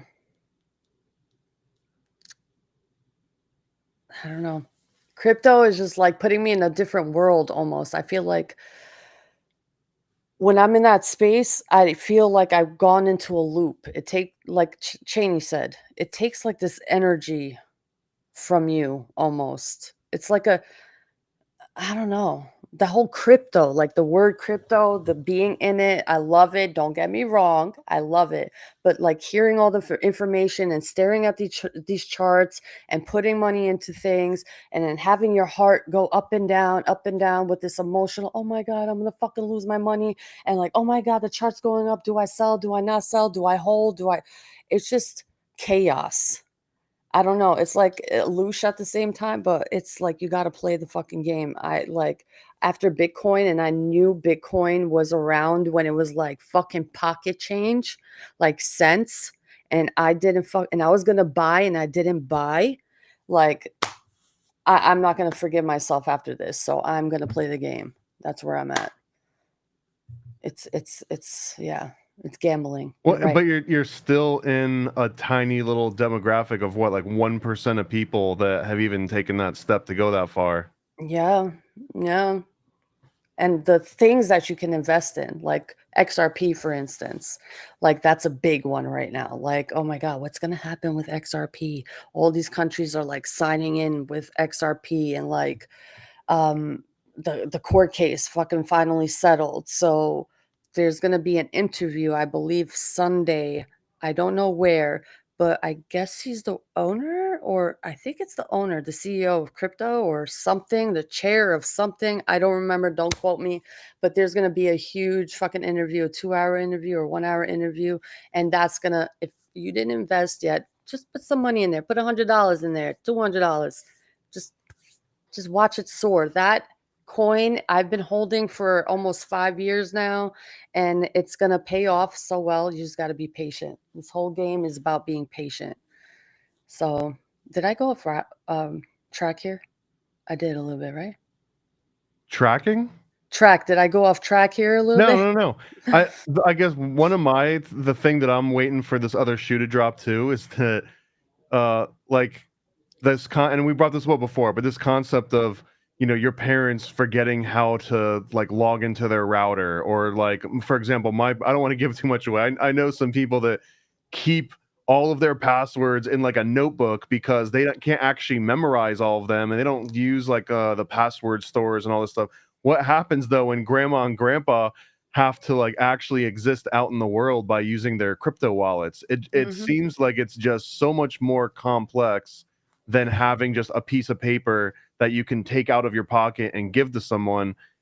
Even if everything completely starts revolving around crypto at one point, it's going to have to get transferred back into some sort of tangible item that people can just go out and exchange with each other, because not everyone, I think, will be ultimately capable of keeping the abstract mental model of crypto, or having like all of these decentralized exchanges, or having like a cold storage or a hot storage. And some people are just be like, I just need to go and buy that thing off the shelf. I just need to go and buy my Cheerios, and like not have. And I think that what will happen is it'll evolve into like an actual exchange, where now if you put your crypto, if you stake it into Bank of America's crypto bank, then there's protections against it. And if you forget your password, they can try and help you out with it. But eventually it's just going to turn right back into normal fiat currency. Like I'm also super cynical, because a lot of the things that crypto is sort of like purported to help and fix, it seems to do the exact same bad market behavior that any other market has ever provided. Like if you look at the stock market and the shorting and the insider trading and all, like every single vice that is looked at as like, oh, that's why fiat currency doesn't work. People are applying those exact same vices to the crypto world. So I just don't like, the benefit is obvious in some ways, but it also is not solving any of the existing problems. It's just going to be a more complicated version of it. Or it just happens that the world just splits. Like you'll have the ghettos, where those people are not part of that society, and then you have the people who are part of that society, like a complete fucking split. Or maybe levels of different parts of society, like that fucking movie where you're going through levels, and it's like that time where you have like time as currency. What was that fucking movie? And you see it, and then Timeless with yes, Justin Timberlake, right? like that. It's Yeah, actually a decent move. Like it's a better premise than a movie, but even the movie isn't horrible. yeah. It's, I don't know. Or Well, I can't remember who we were talking to about this. And I'll give up trying to remember the name, but they had made a really good point, and that's that cryptocurrency ultimately is not really for humans. Like right now, humans are using it, but essentially it's made for computers to pay each other and for software to pay each other. And we're just here for this tiny little blip in time in which we feel like we've got some kind of active participation in like buying and selling and trading and all that. But really, it's made for computers to talk to each other, and it might not even be something that humans interact with directly in a few generations from now. I don't know. That's just a lot of fucking money being put into there for just it all fucking just bye bye. Well, it's not that humans would stop using it. It's just that like your car would know how to negotiate with I'll make a random example. Your car would make a negotiation with the gas station. Like, I'm going to get gas, I'm going to get chips, I'm going to get food. And by the time you pull up, it's just already has done all the transactions for you. That this would be like a next iteration of this, where we're removed from the spending of money, because all of the systems kind of do it on themselves, because it's not like you're going to debate with the AI cashier. You know what I mean? Damn. Well, then doesn't that get into the whole like concept of mark of the beast, where you just did a microchip and then you don't have to worry about how to use it? Well, you don't even need the Or scan it? microchip though. I mean, because you've got the heat signature and gate recognition. Anywhere you go, the store would just be like, "Oh, we know who you are because of how you walked in here. We don't even need to know your face. You don't got to do a thumbprint scan, nothing." So then why why mass, and just shoving shit into people that creates this electrical field within people, or a network within people that's growing. Some people are just, but the ones that are surviving this, they're the proof that there's something going on here that is interacting with the future potential of introducing AI with humans. That's where I see it going, because I saw the WEF's future profile and what they expect to see in the future, and it has to do with all of these programs to I guess install a processing center, or we're already it, and they know how to tap in with us already, and they want to integrate AI with us and computer systems with us and currency with us, which they already do, but they want it in a mechanical form for some reason. They loosh our energy all the time, but this is just a different form. To me, this is what I understand, and our aura of it all. This is not Sabrina Wallace information. This is WEF's information. I mean, I think that part of that too is getting you on this track of like needing an update, and that update now it's like asking for a booster seat at the restaurant. Like you got to keep getting all these different booster seats in order to sit at the restaurant. But at a certain point, it will actually be like a maintenance upgrade that everyone will just be expected to go and get their scheduled maintenance, not just to go do a checkup, but it's like, no, you literally need this because of the problems with that last update we rolled out. We're gonna have to go ahead and issue a patch for that.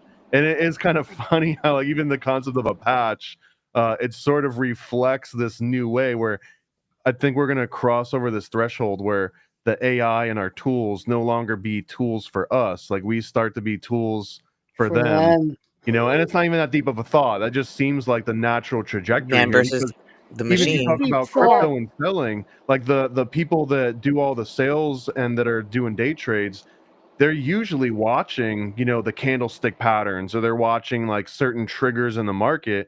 But it does seem a little bit like almost like narcissistic and naive to think that a human being is always going to be the best at that job. Like pretty soon there'll be AI programs that can recognize those patterns at a scale and at a speed that's so much faster than any human brain There could already ever are. hope to That's what's be. So, happening.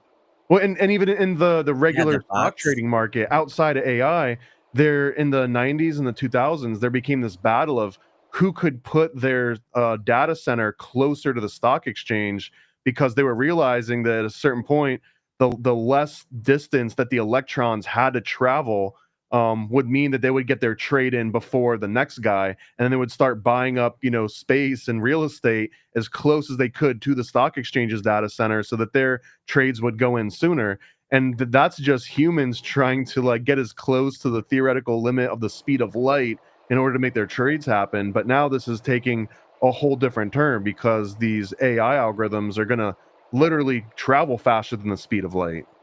What if, though, like where you were saying, like the cereal analogy, what if Cheerios just eventually has its own coin, and then, your Silk milk has its own coin, and your Florida Orange has its own coin, and you put all those coins in a basket, and now there's no currency or no bank or no interest or no store.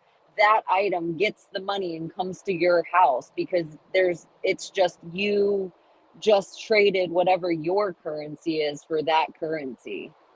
Mm-hmm. So odd. Oh, so weird. But that's where And we're what heading. if the computers, like in a way, like all of the labor jobs that, and I'm a huge skilled labor person, and there's so many jobs that humans are needed to do, but then there's so many really hard fucking jobs that we could really program computers to do for us.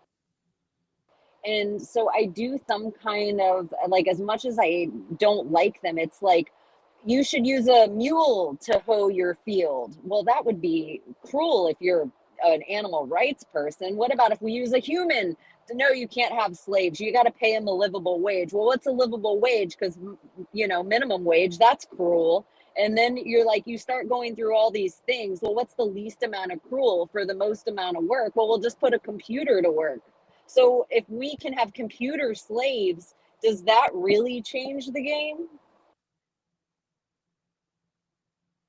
Well, especially once they start realizing how to run computers off of bacteria, or off of like, human brain cells or something, instead of having to create actual electrical components, then that changes that whole dialogue. Because, well, technically, if it's bacteria running this computer, like maybe that it does go back into PETA's purview. Like maybe they do care if you're, forcing bacteria to work and mow those fields for you, because technically that's an animal.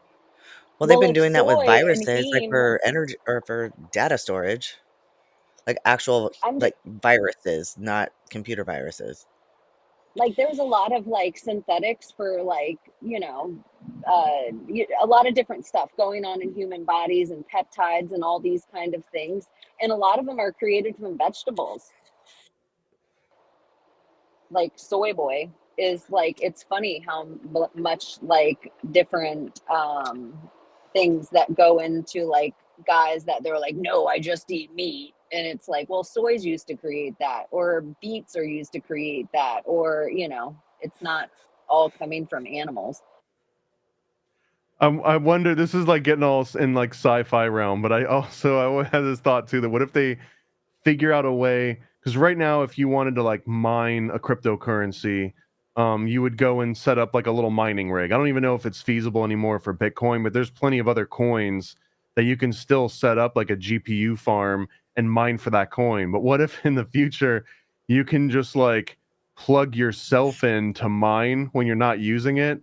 So now like you're going to be that computer that's mining for the next crypto coin, but it means that you're literally trading in like large portions of your life, essentially, right? Because you'll be like connected to this machine doing these algorithms, or let the software run on your hardware, so to speak, in order to trade. Like, so the new version of going to work, it'd almost be like giving plasma, but you'd be giving brain power.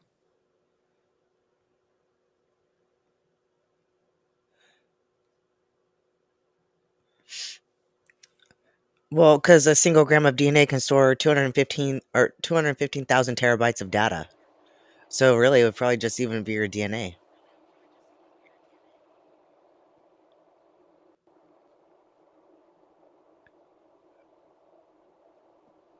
Can anybody hear me? It's like quiet. What the fuck's going on here?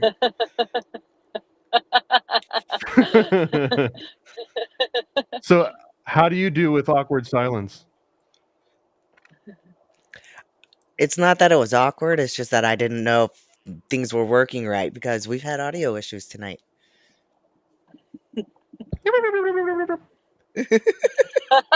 Somebody in the chat had said earlier, it sounds like when you're rewinding a VHS movie. I was like, oh my gosh, it does.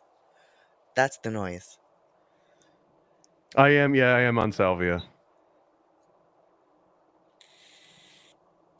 In fact, I wonder if it's even legal where you're at, Abbie. I don't know. I think my son has done it here, so I don't know if it was You might have just outed. You might have just outed your son. Nope, it is illegal in your state. Oh. Okay, I'm totally Is it here, legal in and Florida? It is not. I laughed for all the time that Abbie thought that nobody else was in the room, but I had to listen to my directions because I already missed my turn once. Thomas, you're the only one that'll fucking really understand this. We have a road in Florida called the fucking Turnpike, and if you miss a turn on the Turnpike, you really just went an hour out of your motherfucking Oh way. yeah. There's no U-turn, there's no anything, and I wanted to lose my mind. I was like totally heated. Now I'm like, okay, I'm closer to home, but I really sent myself 55 minutes out of my way. Oh, you missed Oh, the exit on the turnpike? Yes, because you guys were having such good conversation. I really was into the show. Like, I was just totally like a listener of the show. And I was like, oh, yeah, totally. Like, I was listening to your guys' podcast and I fucking missed my turn. Oh We yeah, had the a few Turnpike's times weird. like that, yeah. I have to set my GPS even though I know what exit to take because yeah, I because like when I'm going home because I will miss it if I'm just not paying attention. I Y'all, zone it was out. digging at me. It was like ding, ding, ding, I, ding. in the background. Did you have one of those moments where you're like zoned out and you don't even realize you're even driving, and then somehow you make it to, or some, Yeah. and for instance, you'll make it to your destination. You're like, how the fuck did I get here? Did you have one of You guys those were moments? talking about time, and it was like I was lost in time. Hmm. And I I love can't that believe I feeling. did that, but there's nothing I could fucking do about it, and it is what it is. It's like that would be one of the things told me that would ruin my fucking night. Knew me, I just am like, well, at least I got to listen to you guys have an amazing conversation. Yeah, What Anyways, you were describing, Layla, shit. that's Dr. Joe Dispenza calls that. He says that's when your mind is in your body, like because half the things that we do are almost unconscious. Like the body just takes it over and is on autopilot. So it's like when you're driving, you're like, oh my god, I don't even know how I just got here because like I don't know if I was driving safe or what, but it's because the body becomes the mind. So you don't have to use your conscious brain to do it. Do you think that maybe our gut has a big part of this system that we forget to talk about, which is the same? Aren't they made of the same matter almost? The brain and the gut, almost the same substance, I believe. And how it's coiled up, it's like a huge fucking gut, your brain. So what if there's something to that where like this shuts off, but your instincts, your senses, which is your gut system, that we feel things in our gut, what if that takes over? Yeah, what you're talking about is your intestines have their own neural network, just like your brain has a neural structure, but in the intestines, it's something completely different. It's called the enteric or something, enteric nervous system, the ENS. Mm. And that this is what you're talking about is that it kind of rivals the exact same premise as your brain having neurons, but it's it's inside your gut. So it actually like your gut could be its own brain, but we just don't process it in the same way. Like because it doesn't go through the exact same way for us to experience it, but it might have its own intelligence that would rival the human brain intelligence. I think so. Like the whole idea of like the three brains. It's like you get the thought, it filters through your heart. Like you'll get a feeling because your heart is its own brain. It's like its own vortex, its system. And then it connects and filters into your gut, and your gut gives you that feeling or that instinct. It's like, hey, should I do it? Sure, do it, or don't do it. It's like that Go gut go feeling. ahead and take that random pill of Tesla that your friend said was X. Yeah, For saying pill, I gotta take yeah. supplements. Take the gut pill. You guys, I'll tell you something that happened to me last night that I felt was very strange. And I'm not usually one of these people to be like 5G, Wi Fi, all this bullshit. I was chatting with somebody on the phone. I was totally fine. And I know I've had stomach surgery in the last 2 years. I know it could have been blood sugar. I know it could have been hormones. But I was just chatting. It was, and I fucking know what nausea feels like.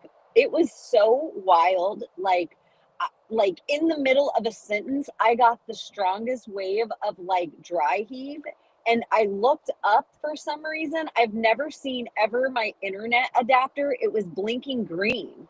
And usually, if it's offline, it blinks red. If everything's working smooth, it's white. And it was blinking green. And I got super nauseous. I was dry heaving. It went back to white and I felt fine. I really was like, is this some kind of like I don't know. Like, you know how they have noise cannons to disperse a crowd and no one can hear it, or that you could play a brown note and make someone shit their pants?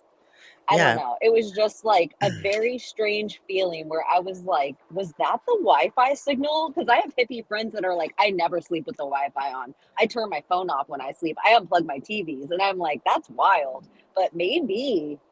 No, there's something to that because because even the ear ringing thing, like I really believe those are acoustic attacks because like and I've talked to people who have had tinnitus for years and I've told them this like if you literally just tell it to stop, like I reject your download, then it stops immediately and they're like, holy shit, like I'm a rated veteran because I have tinnitus, my ears never stop ringing, I did it and it stopped. What the hell? Like I'm Yo, telling you, like people are doing frequency. Yes, and here's the fucking crazy thing. I found an old video from the 1990s about this whole harp theory, okay? And we're all sitting here thinking it's fucking, oh, it's weather manipulation. No, they show the strategic way of how it somehow these frequencies that control your mind and give you ideas and control the masses in a sense, frequency, it shoots up into the sky, and they say it reflects over the ionosphere.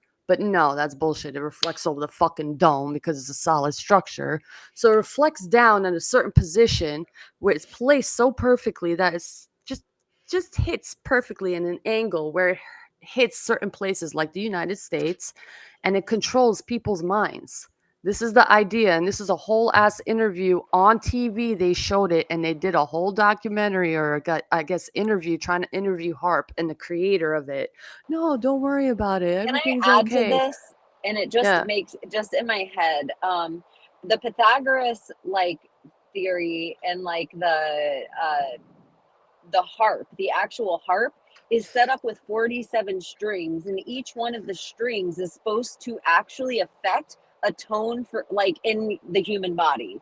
Like I'm one telling tone you. would be your kidneys, one tone would be your left hand, one tone would be your heart, one tone would be your.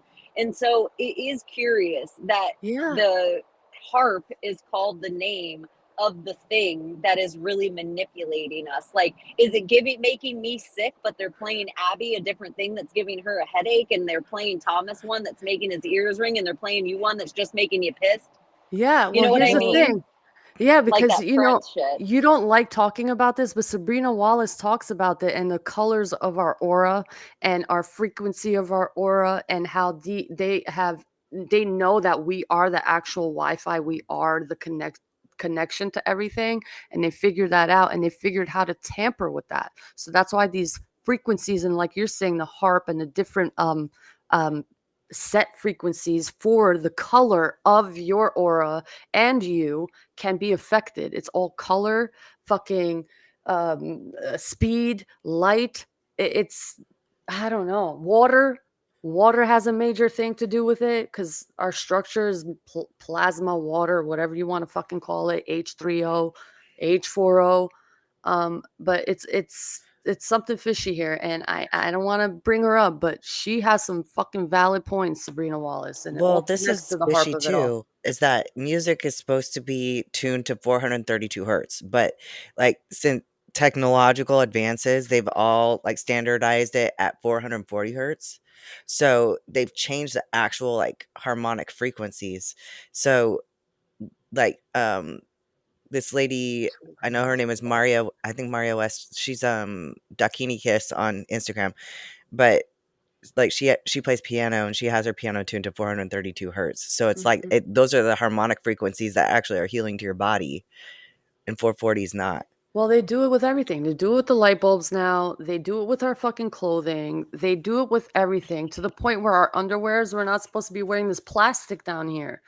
Like we're not supposed to. Men, you're not supposed to be wearing elastic down there at all. You're just supposed to let yourself breathe. Like everything is a Cotton. fucking.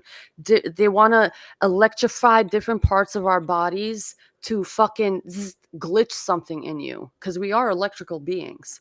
But everything has to do with your electrical frequency. When it comes down to the lighting, to the shit that you listen to the things that you put inside of you, to the clothes that you wear, to the sheets that you sleep in, to the type of water that you fucking use, like in every angle. But it's not like to black pill you, it's just to be aware and like speak into existence what you want the thing to be for you, whether you want it to be healing or believe that it's going to destroy you. So belief has a big play in it. And I could be I wrong, but look. go on. No, go ahead.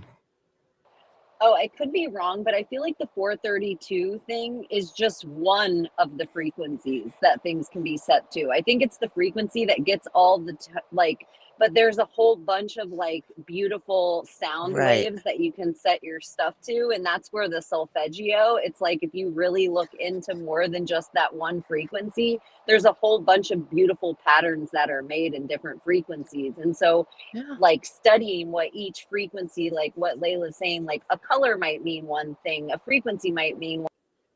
one thing, Well, different elements, different tones, change everything. you're glitching. Hello? Yep, going through a Yeah. tunnel. I'm kidding. There's no tunnels in Florida. But honestly, this makes so much sense because there's the whole actual true Rife machine. I don't know if this new Rife technology is the same as the old, but the old Rife technology, I mean, scientists are now like catching up, or they're saying that they're catching up, but they are figuring out that you can actually grow teeth with frequency.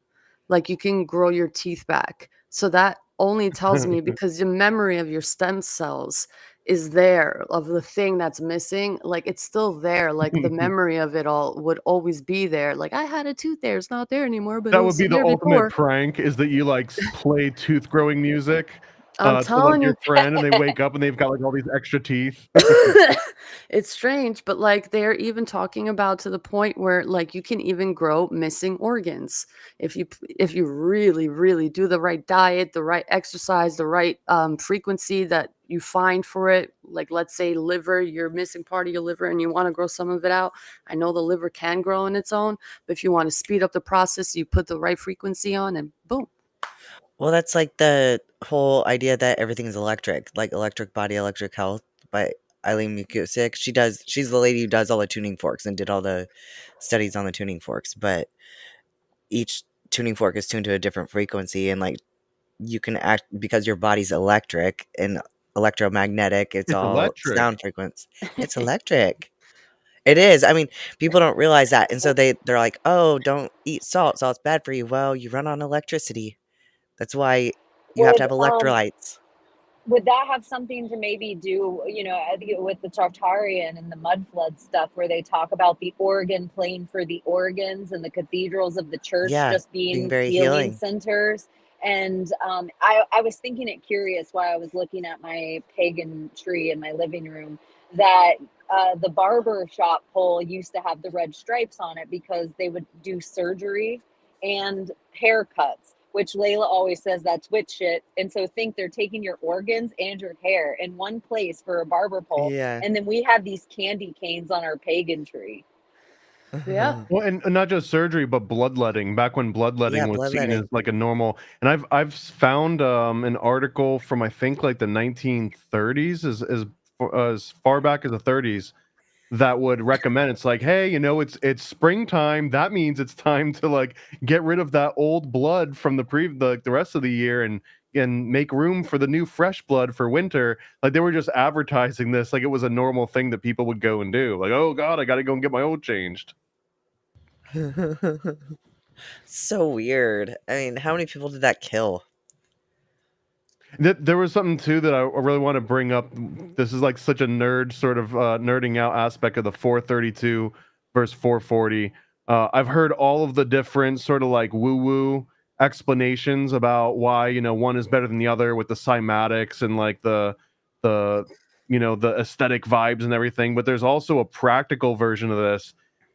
First of all, that the Nazis apparently were the group that helped usher in 440 versus 432. There was like an official decision that was made in the 1930s or 1940s, and the Germans heavily pushed this, although it was like a worldwide standard that got adopted. And the reason was that the opera singers and the orchestras that would be traveling around, they were getting sick of having, it was specifically the opera singers. The opera singers would go to a new venue, and that orchestra would be tuned to either 432 or 440 or 438 or one of these different frequencies, meaning that that's what their A note was. They would all tune to this A note at a certain frequency. But if you were traveling and you were going to, sing in 6 different cities over the course of a month, now all of a sudden you have to keep changing like what you're practicing based on what that orchestra is going to be tuned Yeah. to. So originally it was a practical thing of, hey, this isn't sustainable. We can't keep changing our voices around. So they just set on this one standard. All orchestras tune yourself to the exact same thing, so that now these traveling musicians don't have to tune in and out to the same extent as they had. But the opera singers, they start complaining because, And I think because of that cymatics thing, if you've seen, 432 on a plate of sand and then 440, the 432 makes a nice pattern with like these round edges, and the 440, it's like this big harsh pattern with like all these sharp edges. And it's not just in sand, but when you're also singing and you're trying to hit those notes, the opera singers would complain that when they had to sing to an orchestra tuned to 440, it would absolutely destroy their throat. It would hurt like their Oh, believe voice, that. and they wouldn't be able to Wow. sing as long. And that by just changing it to 432 allowed them to sing more naturally, and they didn't have that same irritation occurring in their throat. So this guy Lyndon LaRouche, who was kind of a wackadoo, like he put out all these CIA and the CIA's running the whole world kind of magazine in the 70s and 80s. Lyndon LaRouche, he was the last person that tried to make this global push to revert things back to 432.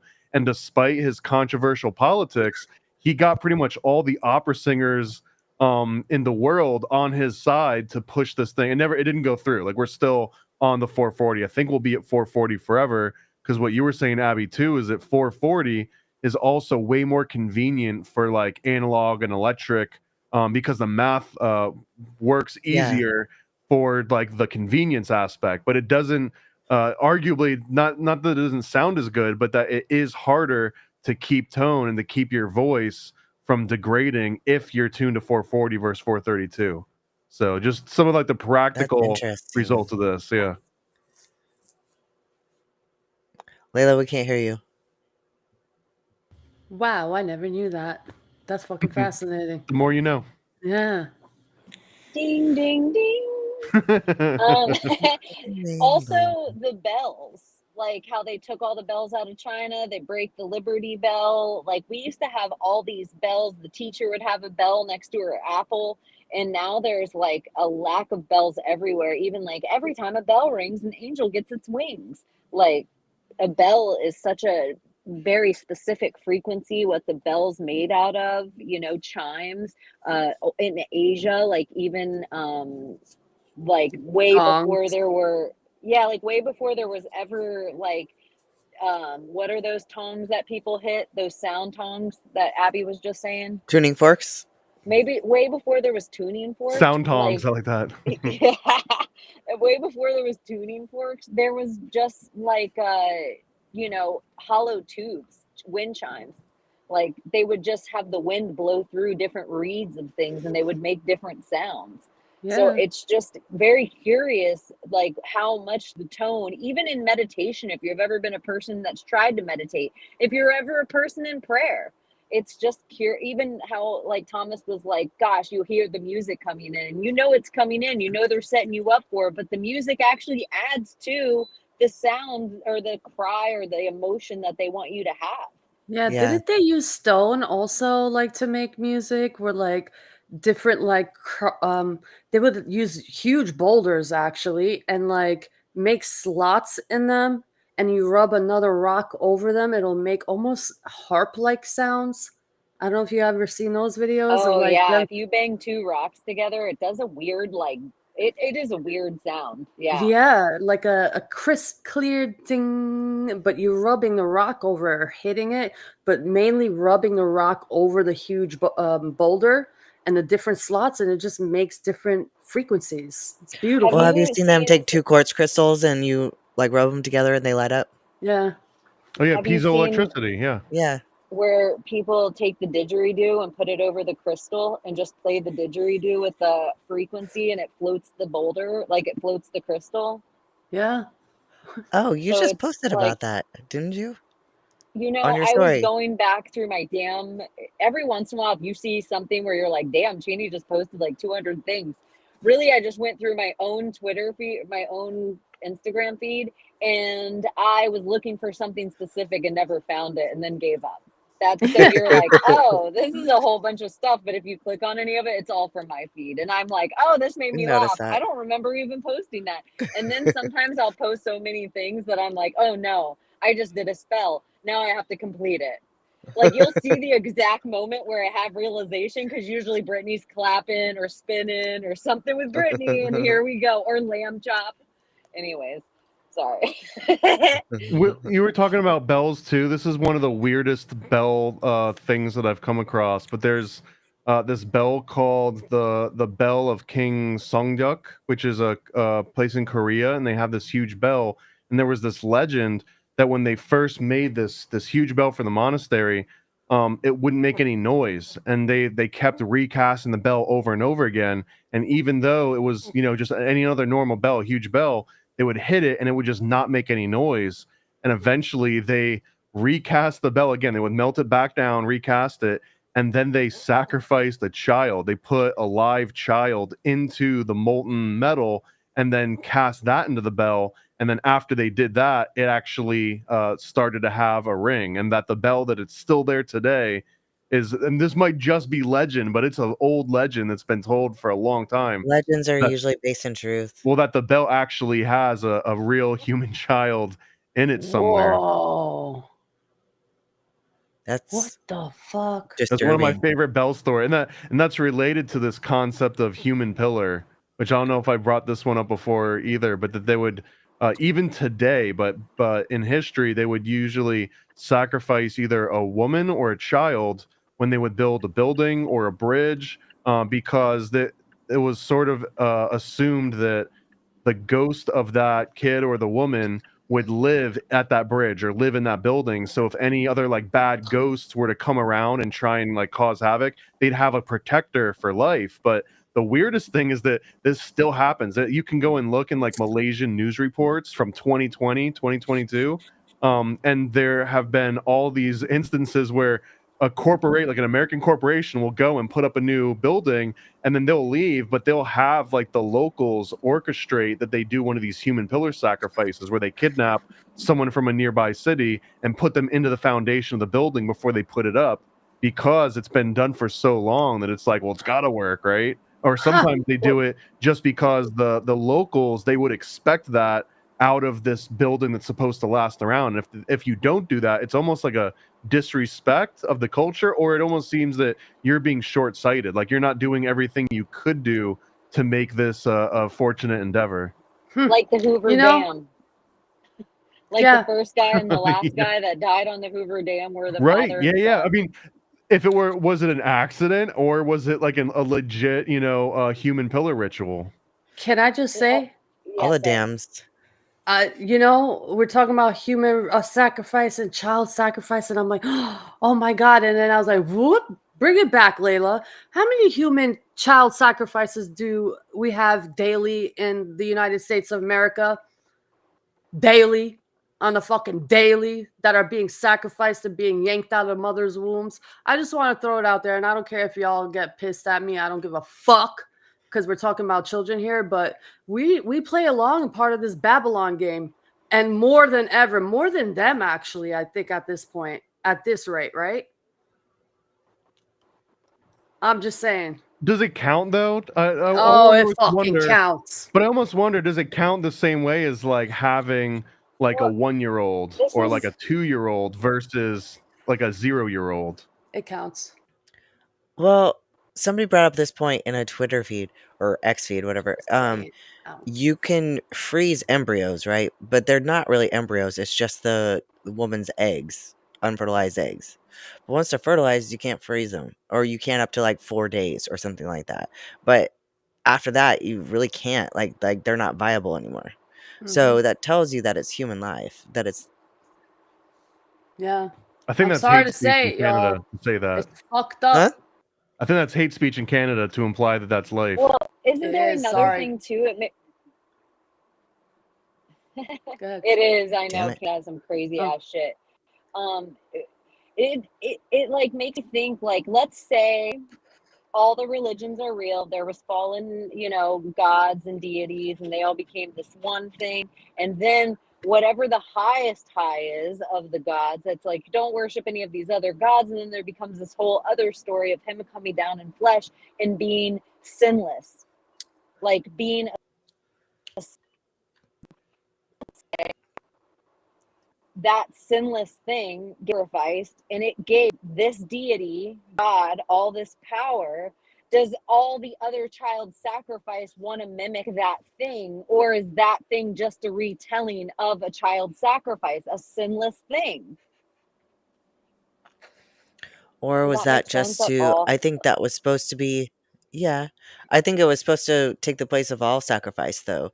Well, that's essentially what it was supposed to do because it was supposed to end any of the bloodletting ceremonies and stuff in the temple to absolve sin and stuff like that. So it was supposed to be like the ultimate sacrifice. So See, and I sacrifices didn't think have to that happen anymore. there's a chance that the people that instituted that as the new religion, they might have just been gatekeeping the sacrifice for themselves, being like, "Hey guys, this new thing just happened. You don't have to do the sacrifice anymore. No one does. You know, now there's just been one, and we're all sort of absolved from that as long as you know, mind your P's and Q's." But meanwhile, they would go back to their underground temple and they would keep doing the sacrifice so that maybe theirs had more power than everyone else doing it in like a public state endorsed way.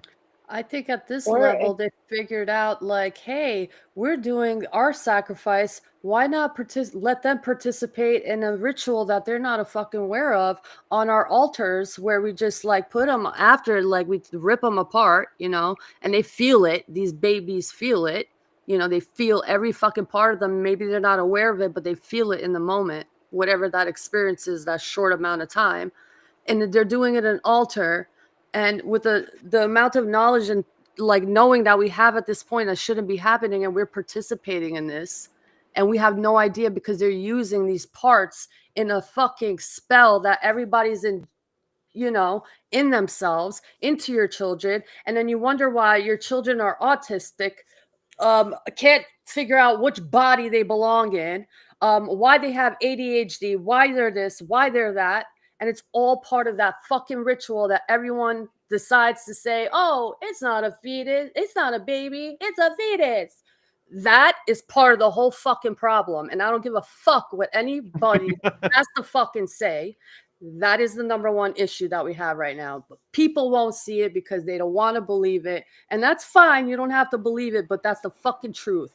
Everybody's under pharmakia, sorcery, so, spell, and we got to do you wake up. think? Do you Sorry. think also, like, no, not just babies, but like in a way of, if a human goes and hunts, a hunter is aware of the sacrifice. They have to have an intention. Even if you have a gun, your bow, a knife, you have an intention. And usually a good hunter wants to kill something in one clean shot so it doesn't release any fear in that thing. And like, so it's like a whole, what if there is, and then look at the difference of the quality of food that he's usually bringing home to his family, like all this stuff. So let's say that's happening. Even if you want to just, this isn't a vegan or meat debate, it's just the idea, if there really is a power from the sacrifice, doesn't the elite own all the slaughter farms? Doesn't the elite do all the bloodletting? Doesn't the elite do all this other sacrifice that they're doing? And we have no idea what it's in the name of. And then we're taking communion of it. So we're actually like eating the same way if somebody like waved their hand over crackers and that becomes the body of Christ, who's waving their hand over your voodoo water and your hamburger?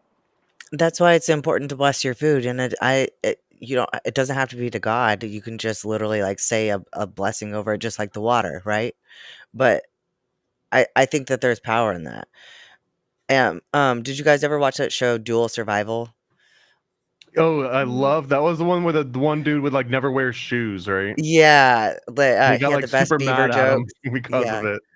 but in the later episodes, he's not on there. Cody, it was his name, but there's this other guy that was on there, and he was also kind of like very granola-ish, like Cody. But when they killed an animal, he would always have to like sit and pray over it and thank it, you know, for feeding them. And I feel like there is such power in that. But I do think that just blessing your food. When I was learning Reiki, that was one thing that we were encouraged to do, is to actually do like Reiki or blessings over your food as well, because it would change the whole, like they tell you to practice like make 2 plates of cookies and do 1 plate where you actually just bless the cookies, whatever, and then like see which one people prefer. Mm, I don't What does know. Reiki have to do with cookies? It's laying your hands on, man. It's energetic healing. It doesn't have to be cookies. It's just the idea that like food tastes better and people are more inclined to want to eat that and put it in their body. It could be the exact same batch of cookies. There's another like inversion principle here too, though, because if you look at like the Phoenician and the Carthaginian practices of sacrifice, if you ignore like the human sacrifice aspect, they also had lots of animal sacrifice, but most of the time the animal sacrifice in that context of these state endorsed like religions is that you would bring half of a cow or a pig or like a certain amount to the temple and give it up to them, and that was their version of socialism. Is that if all these families all brought like half a cow and they all sacrifice it, that half a cow would end up getting cooked and then redispersed through the community. It would basically become the food of all the priests that worked there. That was their tax system. You literally would come there and bring them food in the form of animal sacrifice that would turn into their food, and then any leftover. This was some of the origins of like this altruistic meaning of the church feeding the people. All that we're doing was redistributing the wealth in the form of animal sacrifice. And then as soon as money starts taking over, it kind of eliminates that whole aspect of like animal sacrifice being the tax and the language. First fruits. Don't you think that that's like, I wonder how much propaganda that is. I wonder if that's from God or if that's literally from like the priests, because they talk about like the story of Cain and Abel, and one's sacrifice was good and the other wasn't because one gave his first fruits, the other didn't. Hmm. It's like with Rumpelstiltskin too, right? Basically the same thing. No kidding. Yeah. Your first child. Y'all, they're Yep. trying to put a spell on me. Well, that's what the Phoenician priests would start to say, especially as Carthage began to fall. Once they started to lose power and Rome began to rise, you can find all of these not the Phoenician writings, because we pretty much wiped. But I mean like the Western world wiped the Phoenicians and the Carthaginians off the map. But the recounts did say that their priests were being very critical of all of the populace because all of the elites had gotten to this new habit of like, well, I'm not going to give up, my kids. Like I'm elite. I'm rich. I shouldn't have to sacrifice my kids, but we'll go and like adopt a poor kid from the ghetto and then we'll throw them into the fire and that'll be our sacrifice. Or they'd be like, I don't know, my firstborn's actually kind of killing it right now, but my thirdborn, he's kind of a dud. So maybe we'll just throw the thirdborn into the fire. And the priests were being very adamant that like, this is why we're losing the war. This is why our entire civilization is falling, is because you guys stopped giving priority to your first firstborn fruit. and to your first fruit, and you're just giving whatever you don't want. You're throwing the scraps, and that like their god didn't want the scraps. Their god wanted, that perfect cut. They wanted like the medallion behind like the wing. You know what I mean? That's like me. I'm the sacrifice of this family. Yeah. First fruit. Hilarious. I love it. But then you think of like Water for Chocolate, the movie, and in that the youngest child had to like serve the parent forever, had to live with the mother and never could marry, and had to like, Really? it was, yeah. So, and that was like Mexican culture. Hmm.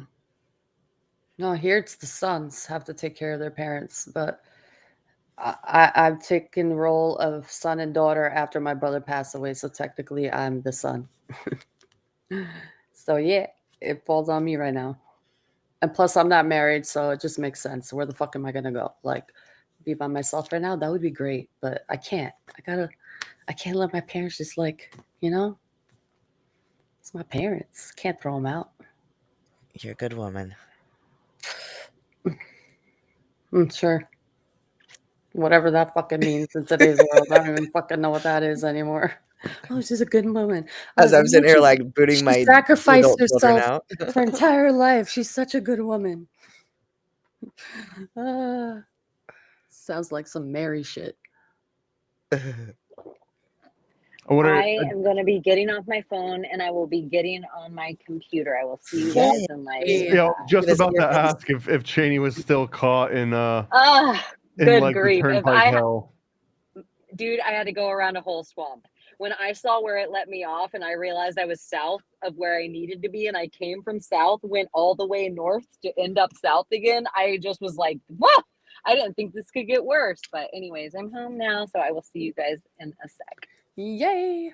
There's been a couple times when I was like driving home and that thing that Abbie you talk about where your brain just shuts off and then you Yeah. like arrive and you're like, where did I go? Well, that happened, except I was just like vibing to some music or I was listening to something on the radio. I'm just driving, and all of a sudden I'm like in Tampa Bay, like at the actual water. Like this is not where I meant to go. But like my Shit. brain just fully shut off and didn't even pay attention to Yeah. where I was actually going. How did I not die? Like, what the Because fuck? you did and that's the whole problem is that Dr. Joe Dispenza talks about how we do so many things in autopilot because we let the body become the brain, and you need to start being more intentional. Like even your morning routine, like getting up, washing your face, brushing your teeth, you need to be like choose to do it and think about it with your brain. Don't just go into autopilot and let your body do it, because when your body becomes the brain, you don't control your reality. Oh, what You know, the this is fuck? even in the military, they would teach you some, maybe not in directly for this, but that, for example, this might sound weird, but yeah, in the military, they would tell us like brush your teeth with your left hand every once in a while. If Yeah. you're driving to work, always like every single day, take a different turn than you did the day before. And part of It's that important. was if someone's like, you know, like tailing you, if you have like a top secret clearance and they were trying to like kidnap you or something. But the other one was to make sure that you were staying alert in the moment and that you don't allow yourself to get caught into that like autopilot zone. And that just might mean, you know, consciously put on your left boot first and then your right boot, and then the next day do the right boot and then the left boot, and then get into these like patterns where you're deciding which pattern you're going for, so that it always prevents you from falling into like a certain rut. Wait a Yeah. minute. Hold on. I can't make that happen where I live. Like, What? it's impossible. Like, it's like Drive literally, another route. yeah, it's like if I take another route, that's like me just like going like all the way around again and then going Well, no, home. it would be something simple like, for example, on the way out of your neighborhood, you could just like take a right and then keep going straight, or you could take a left and then a right to get out of your neighborhood one day. You know what I mean? It yeah, wouldn't be yeah, like yeah. take a completely different route. Just Okay. always take a Change slightly different something. street every day Or so back that you into your don't fall driveway into it. sometimes. Okay. Yeah, yeah, exactly. That kind of thing. All right. All right. I'll fuck with that. Because That it's seems fascinating. like in transurfing, they say, like there's a certain phrase you're supposed to just remember to help you bring your attention back into your body or like into your brain. It's I see myself and I see reality. So that way you're kind of at this center point. Um, and it just reminds you like, okay, so I see my thoughts, because you're either on one screen or the other. You're always in your head, or you're just paying attention to the world outside you. It's like very rare that you're in both places at once. So you you keep repeating that phrase to yourself, I see myself, I see reality, and you tend to kind of have more conscious, you make conscious decisions almost all the time. I like it. I want to play And with I look that. at my hands when I do that too, because I feel like that's like a dream, like a dream thing. So like it'll help me lucid dream as well. So One of the things that I started I don't do it as much anymore because it takes a lot of effort, and sometimes I'm just being lazy. But in order to not go into autopilot, and I would drive by, I would look at the billboards, and the billboards themselves would also go on autopilot because you see yeah, the exact same ones, you drive the same route. But I would try to do is, as I was driving, before the billboard went out of view, I'd try to transpose every letter to a number. So if you drive by a billboard that says ABC Liquors, like an easy example, I would read it out to be like 1, 2, 3 because of ABC. yeah, Or if I saw like a Dan Newland, lawyer poster or something, I would see like a 3-1-12 or a 3-1-14. And that would just like always force, because you're not going to memorize what the numbers with every single letter is on all those billboards. It just forces you to stay in the moment, but it also mean, like, in my mind, it was a way of like breaking that subliminal programming. So instead of seeing an ABC liquor thing that would just embed itself in my mind, and now I'm like, oh, maybe I should get a beer after work or something. Yeah. Now I'm like actively like converting it into like a puzzle, like a brain exercise. You're doing cryptography, right? I mean, a very simple version of cryptography, but Yeah. just training your brain so that now when you see a billboard, you see an advertisement, it's like, oh, here's another puzzle for me to solve really quick, and it sends your brain into being active, as opposed to, oh, just an advertisement, let's shut that off. Because I got a Yeah. feeling that when you do that, all it does is it says, hey, let this only come in through my subconscious. Don't pay attention into my conscience. Yeah, so you Yeah. can kind of manipulate your surroundings too. Isn't there that movie with Will Smith where he tries to predict the outcome of a bet or whatever? I forgot what that fucking movie's called, but he insinuates like a number of a jersey, and he has to pick it, randomly. This Chinese guy apparently, and it's a bet, and this guy writes it down. I don't remember, but he put peripherals all around him, like I guess number 51. He put 51 on the cab that he was passing by in his limo, 51 by the elevator, just in random spots, people holding up a cup as he was passing along through his day. And then when he had to pick a jersey number, he looked through the jerseys and he saw 51, but it was in his peripherals. It wasn't in his actual sight of view. This But is a Will Smith movie? yeah, I forgot what Was it fucking movie. Focus? Is it Focus? I think it was Focus. With with that blonde chick, I think. No, Is that a version of a Mind Palace? I don't know, man. I forgot, but I'll find it and I'll show it to you. But it's a really fucking great movie, and the outcome of it was the girl had to pick the number. Yeah, it was Focus, and the girl was Margot Robbie. It was Barbie. There you go. Yes, And her. the number was 55, not 51. Oh, 51, 55. There you go. I was close. I've totally forgot about that movie. I was trying to remember what it was. Yeah, it's such a good movie though.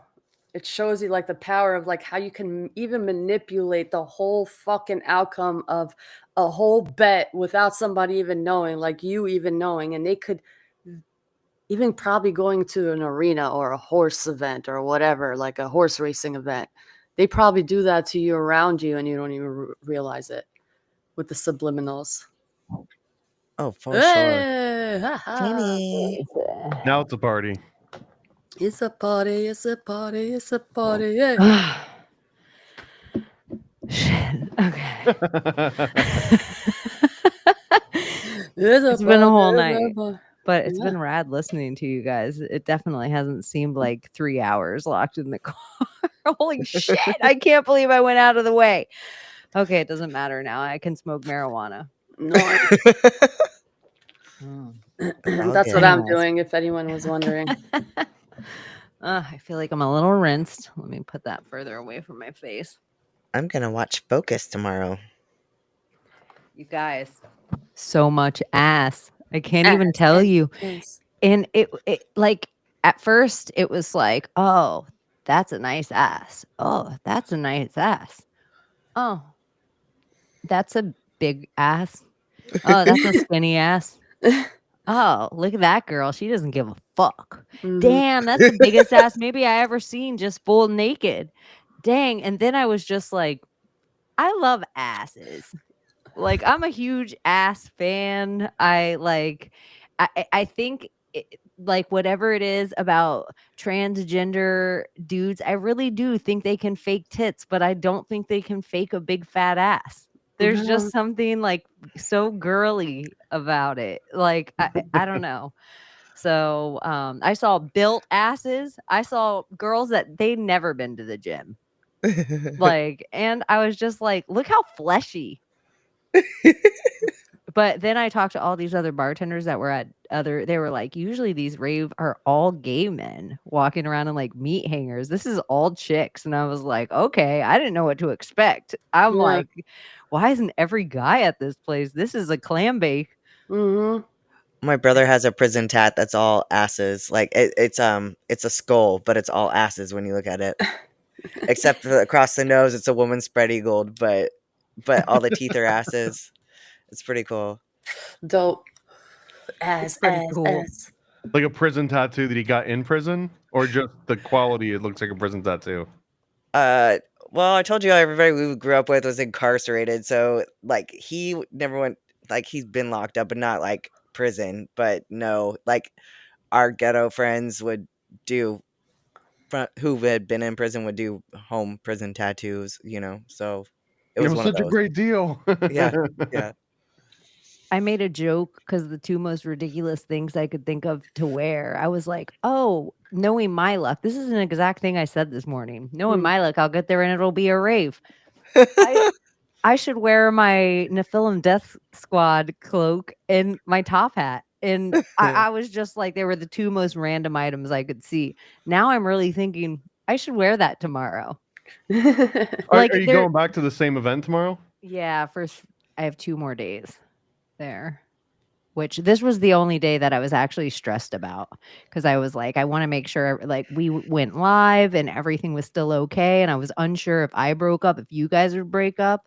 Yeah. So, and then the whole restream, you know how sometimes they're finicky on timeline. So I still had to like wake up this morning to set the restream.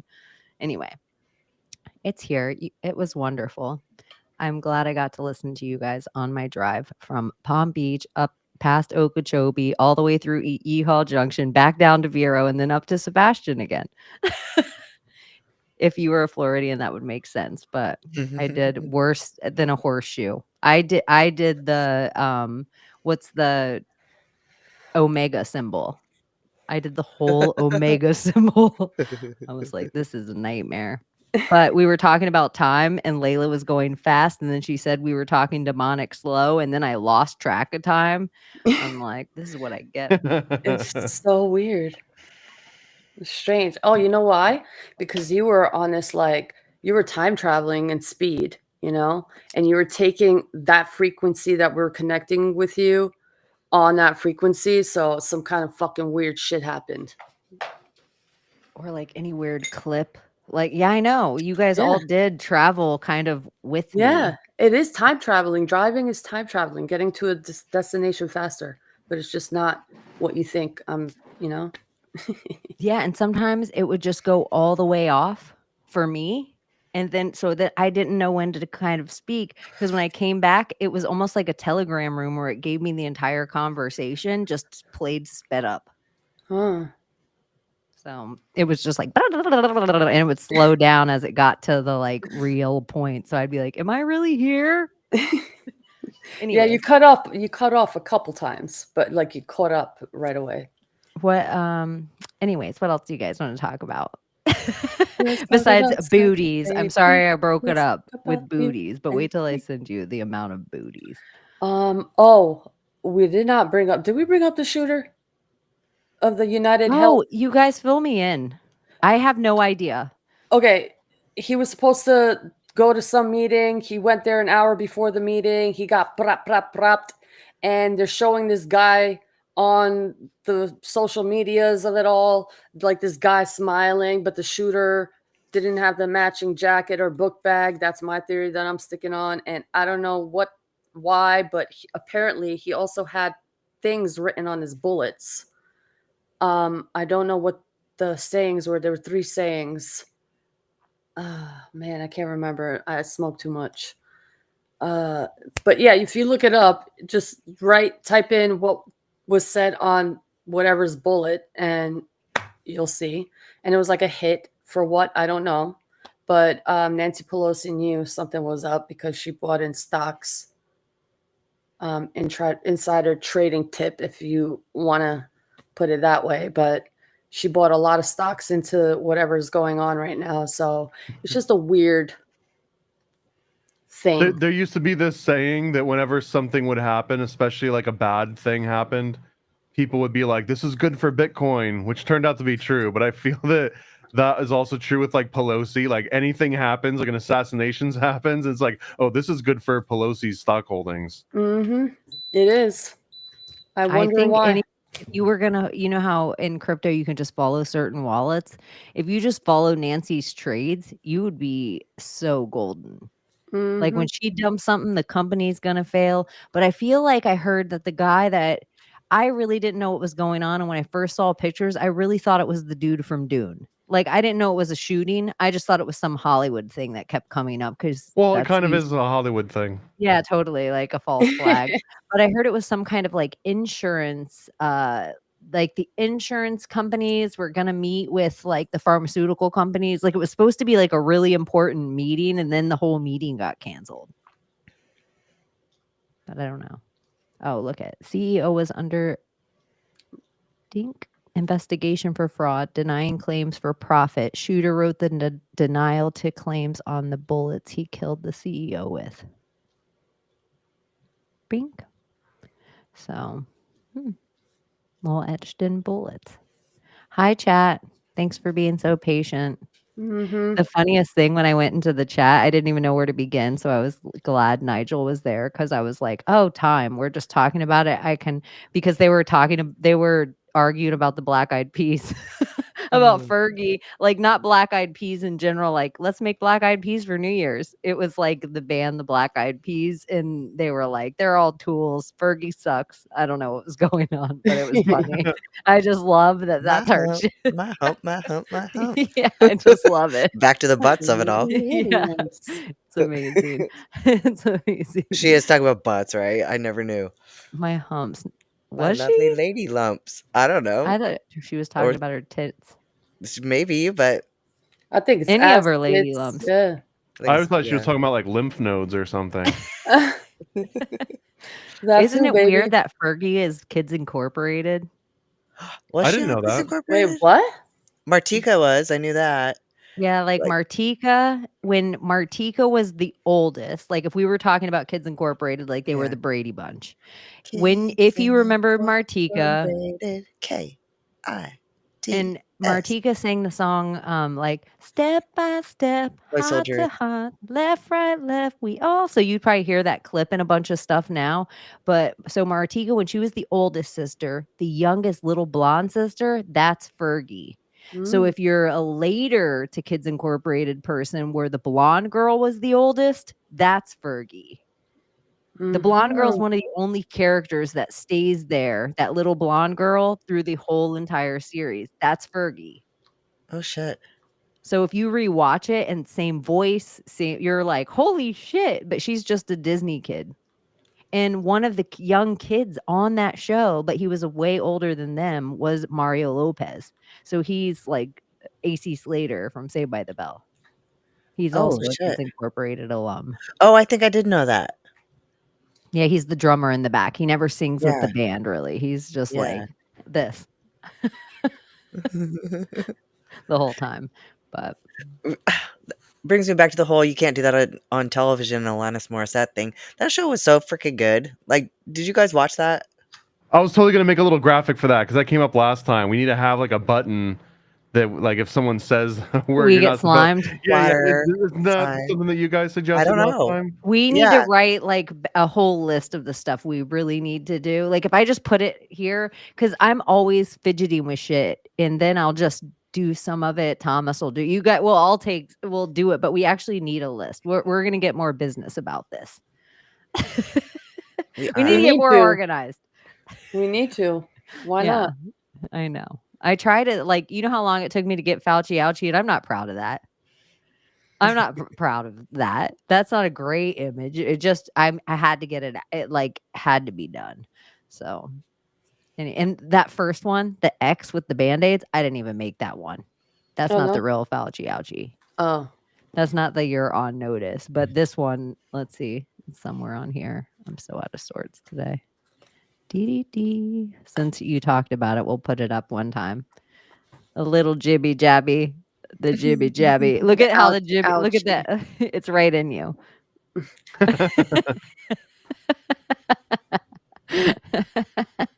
No, Layla. Let's go. Yeah. So what else? What else were you guys talking about? We were talking about or what else happened besides the shooter this week? I know that was the big news. Oh, the earthquake. Oh, with the grandfather clocks. Yeah. I think that's That hella shit. interesting because all the clocks, like to be a watchmaker was the utmost skill set of a craftsman at one time. So it's like, think of the best carpenter, welder, whatever craft you can think of, a watchmaker was the best. And so a Mhm. grandfather clock, it's crazy we call it a grandfather clock, one. It has this very specific, we've been talking about chimes and everything, bells, tones, all these things. What is a clock, the old clocks, if not for all these things combined, mixed with time?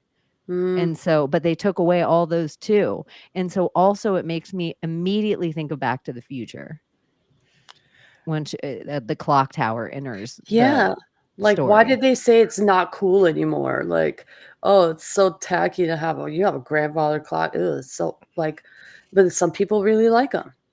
I You like them. know, that's a watchmaker is called a horologist. Do you know who's a horologist? You'd be Your Hell surprised no. by mom? this.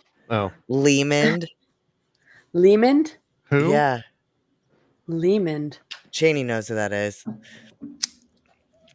A horologist? Yeah, like you have to go to school and be trained by somebody who works on watches and stuff. Yeah, It's a with a H or a HORO. horologist. I'm supposed to pretend to act surprised finding Horol- that out. Oh, you knew? Well, I horologist. am a Fed. Of course you knew. Horologist. Shit. But He was on. JKJK, if He was Lehman. on. What's it called? Sometimes Weaving Spiders. Oh, but Lehman out there, if you do know who he is a good chat. He's Yeah. a Lehman? good chap with a good chat. Interesting Lehman. fellow. He podcast, you said? Yeah, he was on. He was on Weaving Spiders a couple times. Maybe if I see him, I'll know who he is. My brain don't remember names like that. Yeah, I just think the Back to the Future and the grandfather clock of it all, and we have been set up. That was like a huge thing, like imprinted upon us. Somebody else of recent has been reminding me of Michael J. Fox, and I'm trying to think of who it is now. Of recent, I've been seeing this face everywhere of somebody, and I'm like, Charlie that's- Sheen? no, it's somebody like maybe in politics or something, like a face they keep showing over and over again. And I'm like, is Michael J. Fox playing that character? That guy from Parenthood reminds me of Michael J. Fox. He's a curious cat. Parenthood, the movie? No, the TV show. I think there was a show called Parenthood. Parenthood. I think. But don't you? So the earthquake, like in Back to the Future, they show us that lightning and this huge amount of energy can change time if it's attached to a clock. And so then this huge amount of energy that happens with this earthquake, and then people are talking about their clocks are on the right time. And so, like Jeff Bezos is trying, is it Bezos that's trying to build the 10,000 year clock, like the world's biggest clock? Yeah. So he who can control the time controls the timeline. And what all of our phones just set automatically. I've always been into this idea, like, screw the calendar. They can steal 30 seconds from us anytime your oven's off. Anytime they could just do rolling blackouts across the country and reset our time, and we're like, oh, it's 6:30. Gosh, it's getting dark. Yeah. Well, this is where we need to talk about Summer and how she can like skip time on her phone. You'll literally watch her do it. She'll because she has her magic iPhones. Bizarre. She'll take one iPhone and she'll record one of her magic iPhones. She'll be like, watch this, I'm going to make it skip. And then like it'll go from 125 to 127. Yeah. She'll like literally make a minute skip or go back in time. Yeah. It is, I can't explain it, but she does it. She'll send you a screenshot of the time and then it'll have a minute before too. Like it's hard to explain. While we're talking. Yeah, like, while we we're could be talking. and then it's just odd. I can't explain it. It's unexplainable. So if she can manipulate time, What's she doing with all those extra seconds that she's stealing? I don't know. But 25 changes time, so maybe that's Or the bullshit daylight savings ritual we keep having to go through.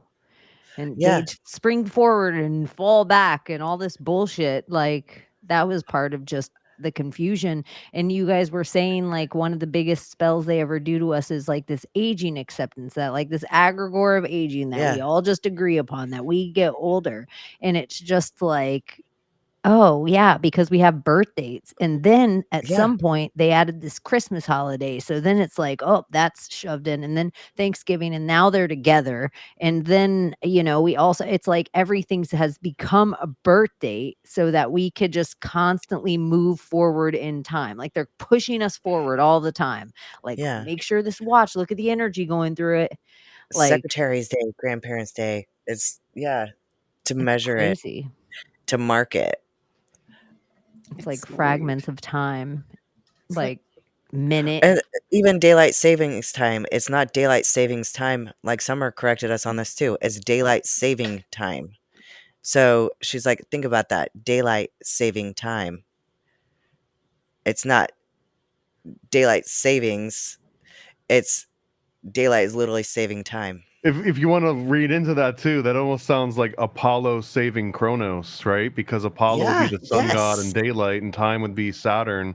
So now you've got Apollo saving Saturn. Yeah, isn't that weird though? Like, because That's so I've always strange. said daylight savings. I always thought it was daylight savings. See, it's still just a battle of the gods. It is. Even like all their days, like thank God it's Friday. Thank God it's Freya. Yeah. Like you're Thank Thor's Freya, Day. it's Freya. thank Yeah. Freya. Yeah. Thank Freya thanking herself. Yeah. But the amount of them, like So here, well, we'll give Woden, he has to get his own day. Like, well, we'll do that, and we'll give like Moon Day so that the moon goddess deserves something Sunday, and then Sunday became the day that is a religious day, even though it's just false. It's really the beginning of the week, whereas were just saying like donuts busy on Fridays, like that should be, you're actually ending your week at the end of Friday night Yeah. into Shabbat your That's your shalom. Sabbath. yeah. Your And so it's sabbatical. like somewhere where everybody has these weird days that are really under, even like see you Sunday, see you Apollo Day. Like, so really the Christian church is celebrating on Apollo Day, and then the Jewish church is celebrating on Freya Day. It's crazy. And Seventh-day Adventists on Saturn Day. Saturn Day. So that's time day. That's the day that we're actually. So you begin, they're making us begin with, like you're saying, daylight savings time. They're making us begin with Apollo and end with Saturn. Daylight saving time. Daylight Weird. saving time. So it is really doing that. Sunday savings Saturday. Those sneaky bastards. I know. I'm gonna have Yeah, to think about Sunday. this more. I know. It is weird. And the week, your weekend, your week Yeah. time is your Saturn and your sun, which is like in astrology, those would be signs they'd give your huge power to. Your Saturn and your sun sign. That'd be crazy. So But instead, it's your weekend. it's your weekend. Because you're giving your power to those gods. Or no, you're right. It's so weird. It's like everything is paying homage to this thing, but then each one of the months is all wrong, set up after a wrong number. That's not really the month, except for the two that are Caesars, Yeah. Augustus and Julius. Which two Caesars just get put in where you guys were talking about if you bring up people's names. This may have been last week or the week before. Like, do you stay alive forever if people always are bringing up your name? So then we were talking about like chaos of it all and these gods, and like you're paying homage to these gods somehow. So the trick in the world that the devil pulled was to make you think he didn't exist. But we're all literally making egregores of every single one of our time Yes. with these gods every single day. Like, it might be the most amount without even noticing it. People are only going to church and worshiping their one real God on Sunday or Friday or whatever day they pick, most of the time with intention. And every other day is paid to one of the fallen on the wrong month that has to do with their weird symbol anyway.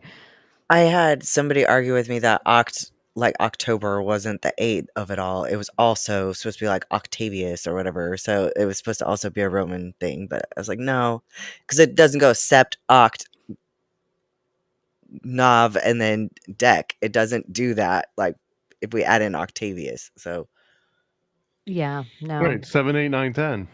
yeah. But then you think of how the gods battled the Titans. And so the Titans would have been these huge, the Scorpius of it all, the Ophiuchus of it all, the Sagittarius of it all. These are the Titans. And instead we're not following the wandering planets. We're not following any of those things. I don't worship astrology, but instead we do it every day. Our boxes and our calendar, and every single month we flip, it's like we're paying homage to them. We're giving egregores to every single one of our days of the fallen.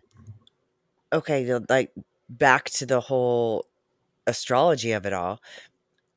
It's weird that Sagittarius is the only mythical creature in the whole zodiac, right? But then you also get into like the Chinese zodiac, and what's the only mythical creature there? There's only one. Or The dragon. I'll say mythical. Yeah, the dragon.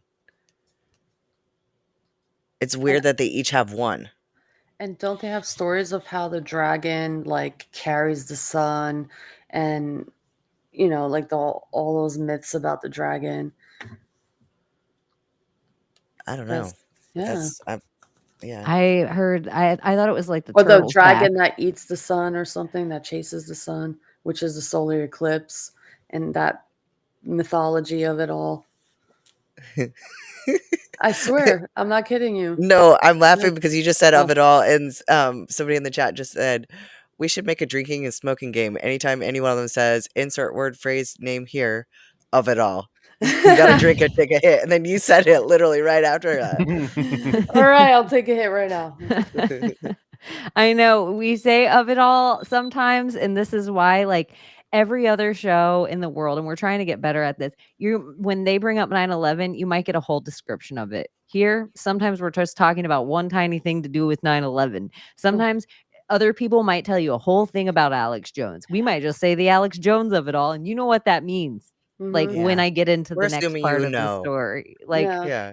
this is it gets too weird here for us to have to go backwards. So you have to go to, and half the time for real, I'm gonna be like, those the towers that were like, conjoined, and you're like, the Twin Towers, bitch. I'm like, sorry, it's something around that. Like it's close enough for you to do a dig if you're into any of the topics, but Mhm. We're not trying to teach a full-on lesson here. we're trying to hang out and learn too. Yeah. Just learn off Trying each to put other. what we know together and see what Ideas. we freaking dig up, what we Yeah. create, what we learn, I'm what not we can. pretending to be a teacher. I feel like I'm I not learn anywhere just near. as much from the chat usually when we all hang Yeah. out. Like anyway, someone will say something and I'll be on a dig about some name or concept or thing I've never friggin' heard of, and now I'm lost. Lost in emotion. There is fun songs though in rave songs that are like clips from like fun hip hop songs from the past, or fun funk songs from the past, and that feels like time travel. Like if they can take a clip, there's that.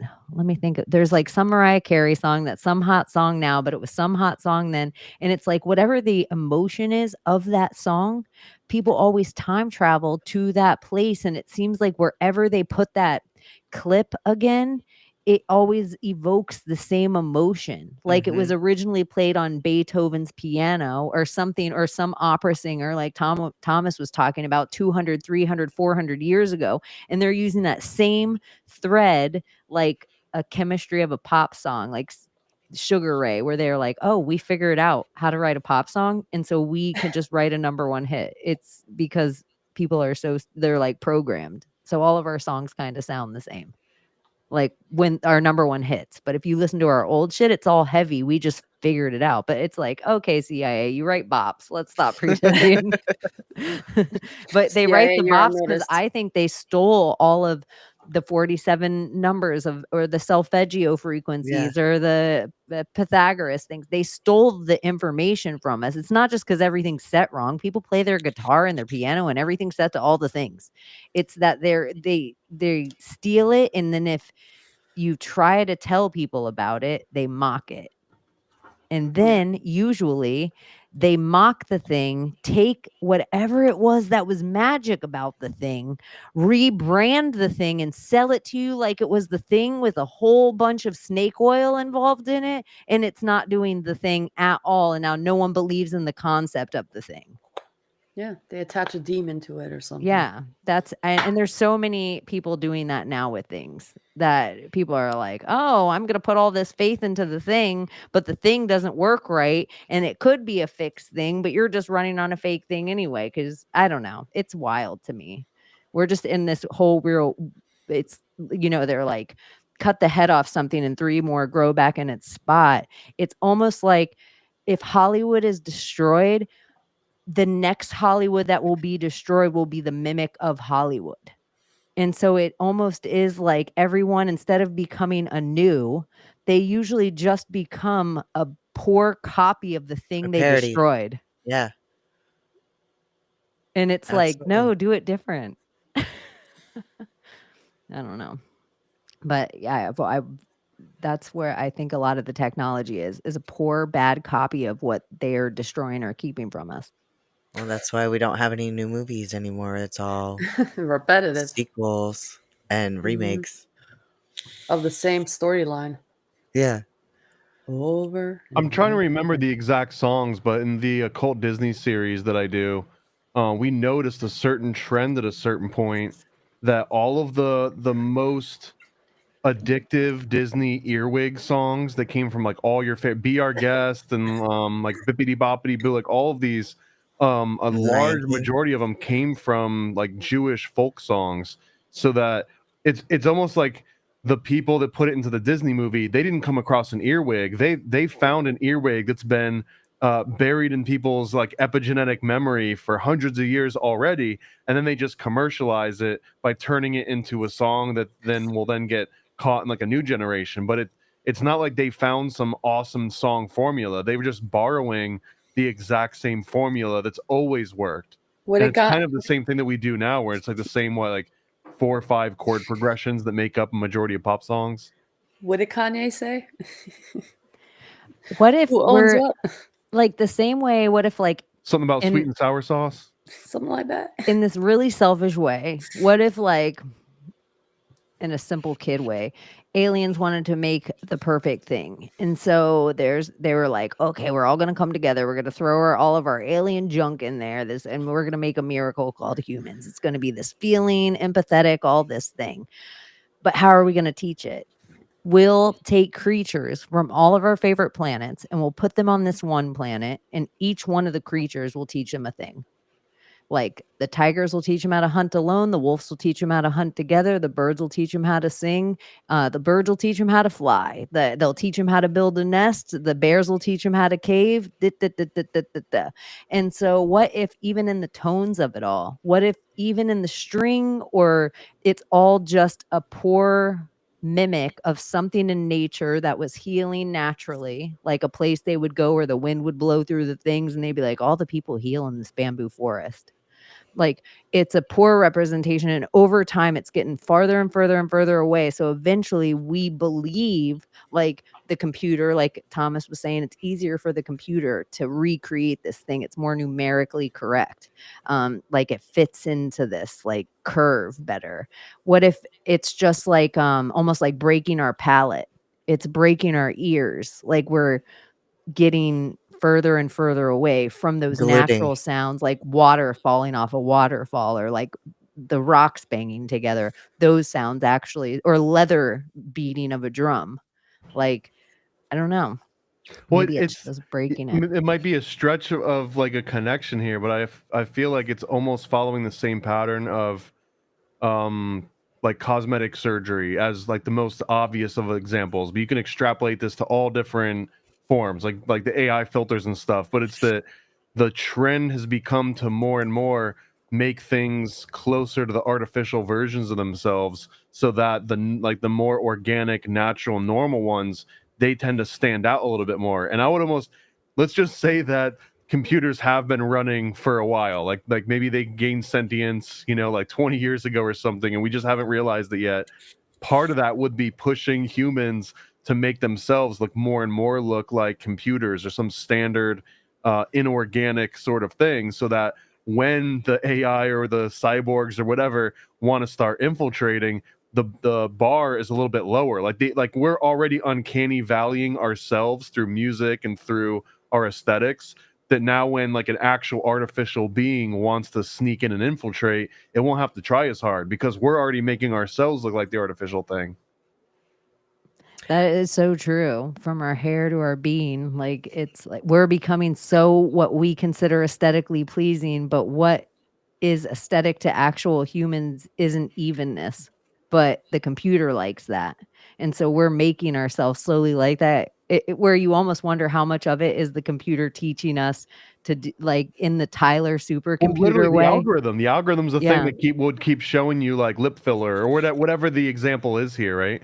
It would keep pushing that because it has its own self-preservation that's kind of baked into it, and it's just a very slow burn. Oh, mine's totally pushing breast augmentation right now.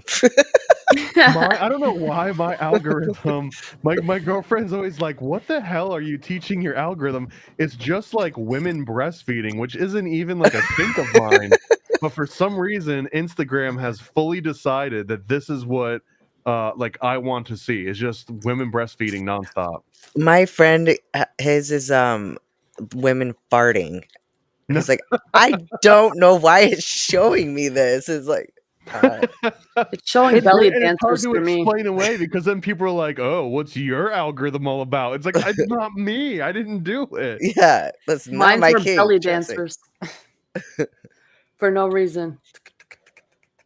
I can't remember who I came up in this conversation with. I think I might have mentioned it on here before too. But just imagine if like let's say Elon Musk took over, Twitter, he takes over Blue Sky or whatever, a new platform, and instead of having this like laissez-faire attitude of like, let's just let the algorithm figure out what you like, let's just let it do its thing.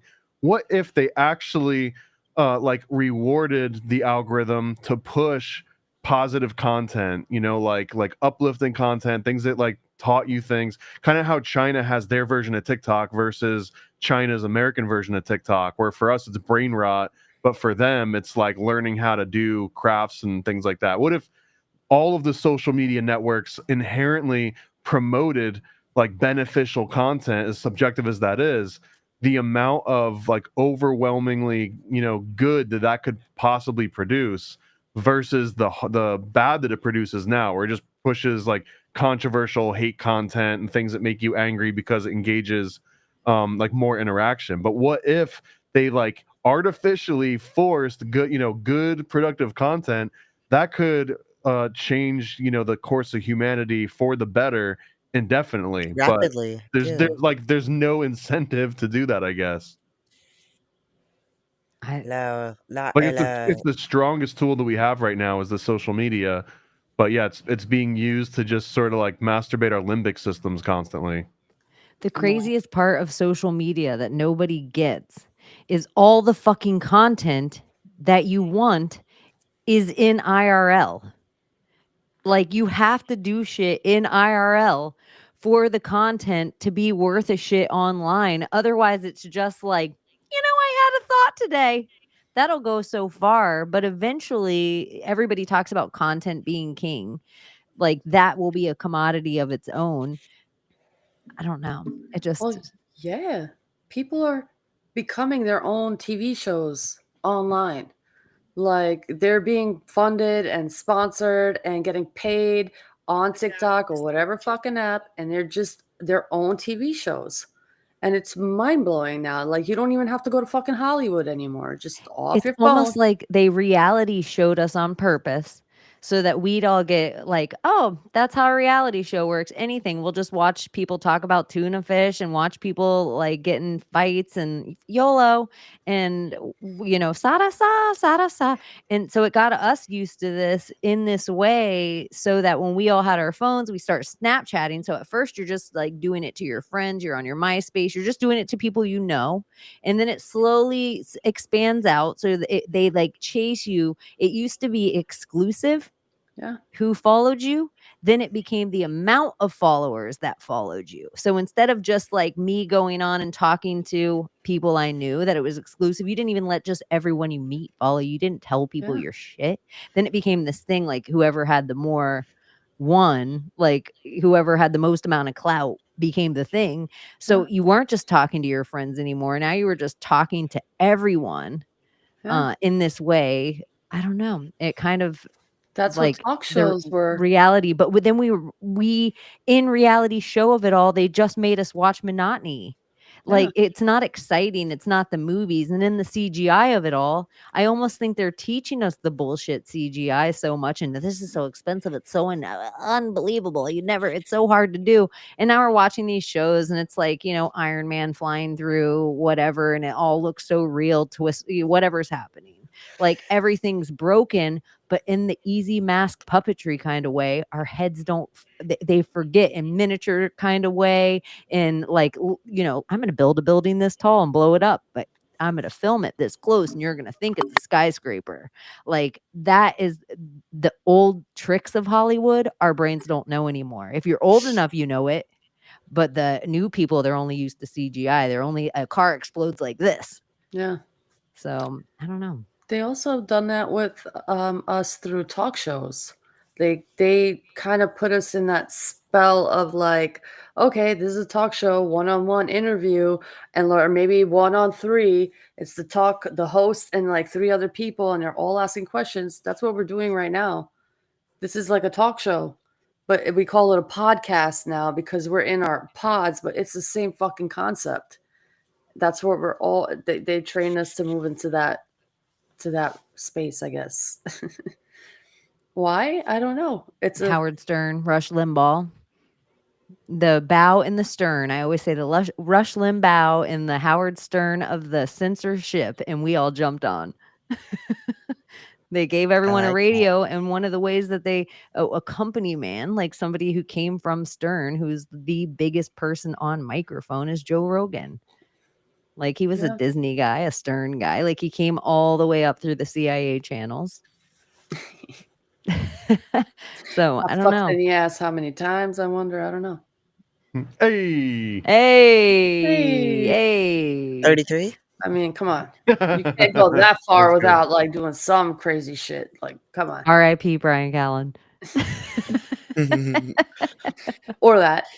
It is kind of crazy too. Like the one thing that you wonder, some of the people, Chris D'Elia's come all the way out. Everybody shunned him. There's like a bunch of proof and a bunch of things keep coming out. But then there are people like CFR banker Brian Callen, his father's a CFR banker. And then he had like did sexual discrepancies and stuff come out. You wonder about how many of the Me Too movement people were all it was fake and just shamed to shut them up, or how much of it was real and it was just quieted. Like, there was all these people churned up in the Me Too thing. Every other week we had a new name fucking coming out. And half of them were like, for real. Half of them were like a celebrity on top of the world. And they were some angry ex-girlfriend that's like, we had butt sex on a Tuesday and I'm pissed about it. He raped me. He abused me. And it wasn't true after it all came out. It's like these people just got shamed.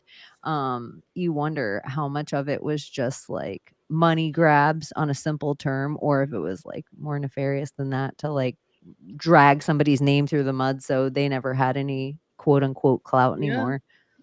I mean, women are ruthless too. Like they'll pull some shit just to get a bag. Well, we're still having a Me Too movement. It just changed names, but now it's like, who's the next Diddy accuser going to be? Like Diddy is the new kind of Me Too movement, and then after Diddy falls, it'll be the next one. Is the new Me Too movement called Me Tua? Cool. That was fucking wild. Dude, but here's the thing that happens, because here's also the way the market works. So she released Hawk, and Hawk pretty much just tanked. They had 90% of the wallets. If you look at the bubble maps, like they pretty much, I don't, And made there's money things off about fees. her. I'm sorry. Oh yeah, And fees, gas fees, selling fees, like setting up the whole bank, all the things. But then CoffeeZilla, if you don't know who CoffeeZilla is, he's somebody who always goes after crypto scams. He goes after Jake Paul. Like it doesn't matter how big. Andrew Tate, like And what she is Jake Paul, right? Like Hawk Tuah is Jake that's Paul. the thing that no one talks about, is who is the 90% holders of this bag? Who gave her all the money to do this? She is on their podcast platform, like on the Paul Brothers podcast platform. So they're from YouTube. We all got censored for talking about Q or flat earth or jibby jabbies, but you know, the things that the Paul brothers kept getting away with and levels of it that YouTube was easily pushing their fame. Disney Kid boxing the world now on one side, and then you know, the blonde guy from Karate Kid on the other. I do like the brothers are so crazy. So then the Haktua girl comes out. She has her whole bag dropped. But so CoffeeZilla, a guy who investigates him, he also has a YouTube channel all the time. He goes in the room. They tried to go on X and try to make this statement. I think people should kind of listen to it. Even if you just want tea and you don't give a shit about crypto, even if you don't care about the Haktua girl, I've never listened to her before. This is the first time, but I listened to this X room of her where hi y'all, I just really like memes, and I'm just, you know, because this is the trick of her teddy bear. She plays dumb and Southern when it's perfect, but then you hear her in other interviews and it's like, oh, it's like she sets the bar low of intelligence that anything she says she's not as dumb as I thought, but then she can always use it as this excuse. So she's like in this room just with the whole thing. These two weird guys, Doc Looks Hollywood like a and George Bush. yeah, it's kind of like that. And some other guy, like weird crypto anonymous people that are like just talking in circles. And so CoffeeZilla comes up and he's all like, you know, this is bullshit. We're following all the wallets. Here's exactly what happened. You're lying. Da, da, da, da, da. They just don't give him the mic again. And all of a sudden, after a few more people that are going up and calling their bullshit, she's like, I'm going to bed, y'all. There was like 7,000 people in this room. There was people posting like, I lost $35,000 in this. Like, see, people I assume, maybe I'm being naive, but I assume that almost every person that was like, I took out a mortgage or I put 30,000, I thought that those were all people like making a joke.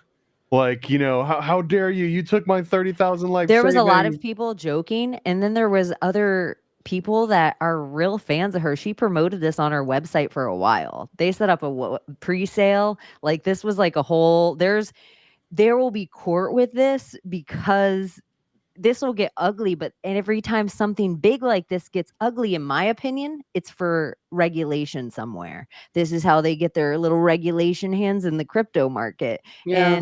And so it, like insider trading is such a bullshit term. It just means one, like I would tell you guys something that I know, that a tip to one is insider trading to another. The problem is these cronies got too big to fail. Like it's just these like couple of weird things. So anyway, she does this whole fucking thing. They won't let CoffeeZilla have the mic again. So then after you listen to that, if you want that tea, you go to CoffeeZilla's space and you can see that he did it. They don't give him the mic again. So he's like, fine, I'll do my own space. Let's say 16,000 people are in his room. And they're like, we want to hear what he has to say. He does the whole thing. He lets people up to talk. People give their what they think of it legally. People give it financially. People are like pretty much like Thomas, like, are you fucking dumb? You invested $35,000 in the Haktua girl, real or fake? Like, are you dumb? Like kind of thing. Like some people. There's another dynamic that's starting to that might happen with the Haktua thing, and this is kind of where the internet and maybe just humankind is sort of ingenious, where they might in spite start pumping it so that like she's already lost some credibility, might even be in legal trouble. I don't know how the law actually plays out, but now people are like, okay, here's this coin that's basically dead in the water because it was a scam, almost like Dio dead on arrival. But people will be like, yeah, but it's still a coin and we can still pump it and we can still like cause these waves and take over it. And I can almost see that happening just because that's what Dogecoin is, right? Dogecoin was originally created by a graphic designer, a guy that knew nothing about finance, nothing about programming, nothing even about crypto. And he was just like, hey, what if I, as a graphic designer, just make my own coin just as like a joke almost? And now, Doge is a legitimate coin that people are actually trading and using. Well, the market cap is at 616,000. It did drop, but it still From has like 20 million, right? Or something. I don't remember, or what was it? Or it might have been till like 50. It July? was a lot of money. It was many millions. Yeah, it was a lot of money put into it for sure. But there's still a lot of people holding 9,000. Well, here's people the other holding. thing that happened, like in real. So her coin was Hawk. And so after CoffeeZilla's space, he called his space straight to a prison. Immediately, some motherfucker made a coin called straight to a prison. This coin skyrockets for like a good period of time. It goes up to 20 million market cap. Wow. And a lot of people that lost a ton of money, they traded over their coin right away. So it turned into way more than they thought in the night. It mocked her enough that they just used everything about her scandal that was going on online. So then it was just like the coin she didn't create. But then I'm like, did they create both coins? Is this Probably. all a thing? Like, is CoffeeZilla already invested in Tua? Control both before sides we of the get- pendulum. Yeah, that's what you do. Then I was thinking it's so much more powerful if there's a competitive coin. So if I make, like, if Thomas makes the Bach Saga coin and I make the Bach Saga Sucks coin, but both of us have equal shares in the coin, us arguing online just sells money to the both coins. Yeah. So that whole old Hollywood trope, all publicity is good publicity. So Wow. then they have both coins, Hawk and Tua. They can decide when to raise them both and crash them both, and they're the ones making all the money. And so it's a spit on Dude, your fucking wallet. You're not wrong, because they use your emotion. They pull on your heartstrings throughout this whole fucking process of being invested, So why not add flame to the fire and make it a fucking competition? Like, oh, this coin versus that coin, or the Doge voice versus this, or this and that. It's always the pendulum. Because all the energy goes to them. Mm-hmm. Fucking A. Beautiful. So You might get a curious. little high from it. You might get a little freaking bit of assets there, but really the biggest chunk goes to the energy structure itself. The craziest part too about it, when Layla was talking earlier about watching candles and the whole chaos of it all and the up and down and the being excited and then being devastated and it's almost like they've taken, there's real life where you go through those ebbs and flows of emotion, and usually, like Abbie with the Medici, she's like, the chances that you're going to get spade, or heart. That's so rare, but it happens, but it's not really, it's kind of rare. So you almost wonder, with the exact same way how you could take the Medici cards, and because you can play them out, there's a form of time travel where you can almost play out your existence in a few different ways. So you can see how it would go. And then you're like, oh, this one thing, no matter what way I play it out, always holds me up. It's almost like they're forcing that in reverse, like death, birth, like a huge heartbeat, but they're getting all that loosh in this fucking 30 minutes of time. Yeah. Candle, green, red, green, red, green, red, green. And it's like each one of those candles to somebody represents either somebody's heartbreak or I'm a millionaire. Every single one of the candles represents an up or down, that feeling for somebody, and however many people's wallet are holding that coin are carrying that emotion. Adrenaline, anger, excitement, all of that. Because emotion is energy in motion. Emotional damage. I'm just trying to think of the best name for a Bach Saga coin now. It's like the Bach- self-serve token, or Bach hodl Saga. yourself. I think you call it UCK. So it's $UCK. Nice. Or like suck. That would be the coin name. Or you just call it $Bach. UCK. UCK. So it's just UCK the suck was coin. Albanian tribes. And I who don't mean fought- Bach sucks. I mean he actually sucks. Like Yeah. he wants to suck himself. Uchika was the army that UCK was the army that fought against the Serbs in the war in Kosovo. UCK. You Uchika. can't. Is it? No, it's not Orion. You can't ever make an Ursa Major pill. Ursa Major. Isn't that the one that makes the swastika? Yeah. We're taking it back. Yeah, we're taking it back. We're It's gonna just call a it the big dipper, Ursa. damn it. We're gonna call it Ursa. Ursa. That's actually clever. Oh shit! People don't like bears Why? because it's bear market, bull market, which is such crazy. Like that's almost Titan shit versus God shit. Huh. Yeah. Isn't there almost like a masculine feminine implication there too? Because a bear in the adult world would be like a feminine guy, right? And a bull is like a masculine guy. A bear is just a gay man, but he's huge and hairy. But by being, does that imply top or bottom? Because I But, assume that means feminine, right? That would be No, the it just feminine means energy. he's huge and hairy. But here's the interesting part. So a bear, typically, you would talk about a gay man. A bull, you would talk about a masculine woman Oh, I've never heard that before. because it's a bull dyke Old Dyke. Oh, or a okay. bear. Yeah, right. So it's just curious that's the Interesting. Is there a name for an extra hairy lesbian?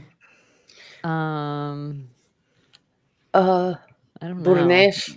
I was like maybe Italian. Bing.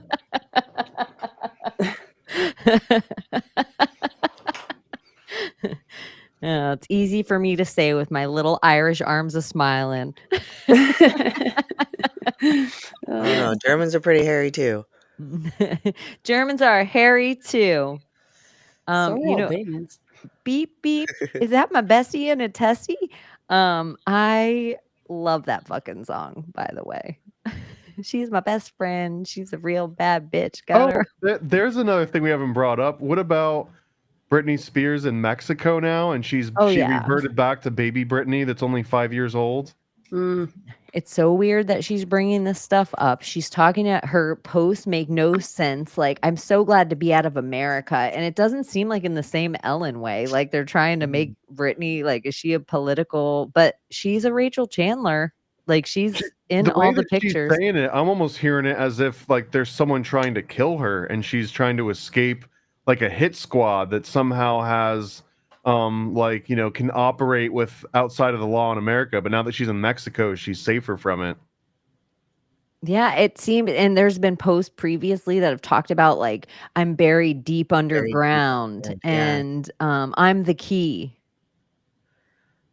And so you just almost, but if you were to just take it in a detective way of like, what could we unravel with just like 6 degrees of Kevin Bacon with Britney Spears? Well, let's start with her Disney childhood and let's work up through her pop culture upbringing and her MTV and it's like the amount of just Britney and what she attaches to could be bigger than Diddy. But honestly, I've even heard things of the night that Britney is in the back of the ambulance. And people said like even it wasn't Perez Hilton, it was that other like gay guy, Bobby something, but he was a gossip columnist. He came out and he said Britney's dead. Yeah. And people are attaching Diddy to that, saying she was at a Diddy party. And so like Brittany Murphy and Britney Spears were gonna both die of like whatever pneumonia. And right after that's when Britney shaves her head. When she gets out of whatever mental hospital she goes into after said OD, when all of a sudden Britney was on drugs. People are attaching to Diddy to that timeline, the same as they're attaching Diddy to Tupac and, everything. And they're like, oh, these files. So I remember Britney dying because that was like 2005, I want to say. I remember seeing it in the headlines and stuff. Yeah. Where were you when Britney died? I know where exactly were you where when I was. Bitcoin hit? You guys, I won't say it. I'll save it. I'll talk about it Sunday night. It's just so stupid. I just am like more into my stupid ideas, and this is what I like about the shitcoin market. For me, with my OCD and crazy head and my like autist like filing cabinet, something has like released that some of my stupidest ideas I can just put out. I don't care. No one knows I do them. They're just for me. No, there's never a coin that's sold. I don't even buy the coin when it's released. I just have to put it out there. It's like some weird thing that I was like, what is that energetically? That it's like I'm chalk drawing almost like on Mary Poppins, like I'm drawing something that I know is going to get rinsed away. What's the purpose? But it's like, it's not in one of my books. It's not in just on the computer on a file. It's not just an idea that takes up space anymore. It's like the second it's almost released once it's meant like just on out there. And I don't care at all about it financially. I'm like, oh, it's not my brain anymore. Thank goodness. I don't have to think about this stupid thought anymore. I don't know what it is. This is like how all of my comic books start, is that exact feeling of like, I can't get this damn idea out of my head until you express it somehow, and then you can kind of let it go and move on to the next. You're such a Yes. creator.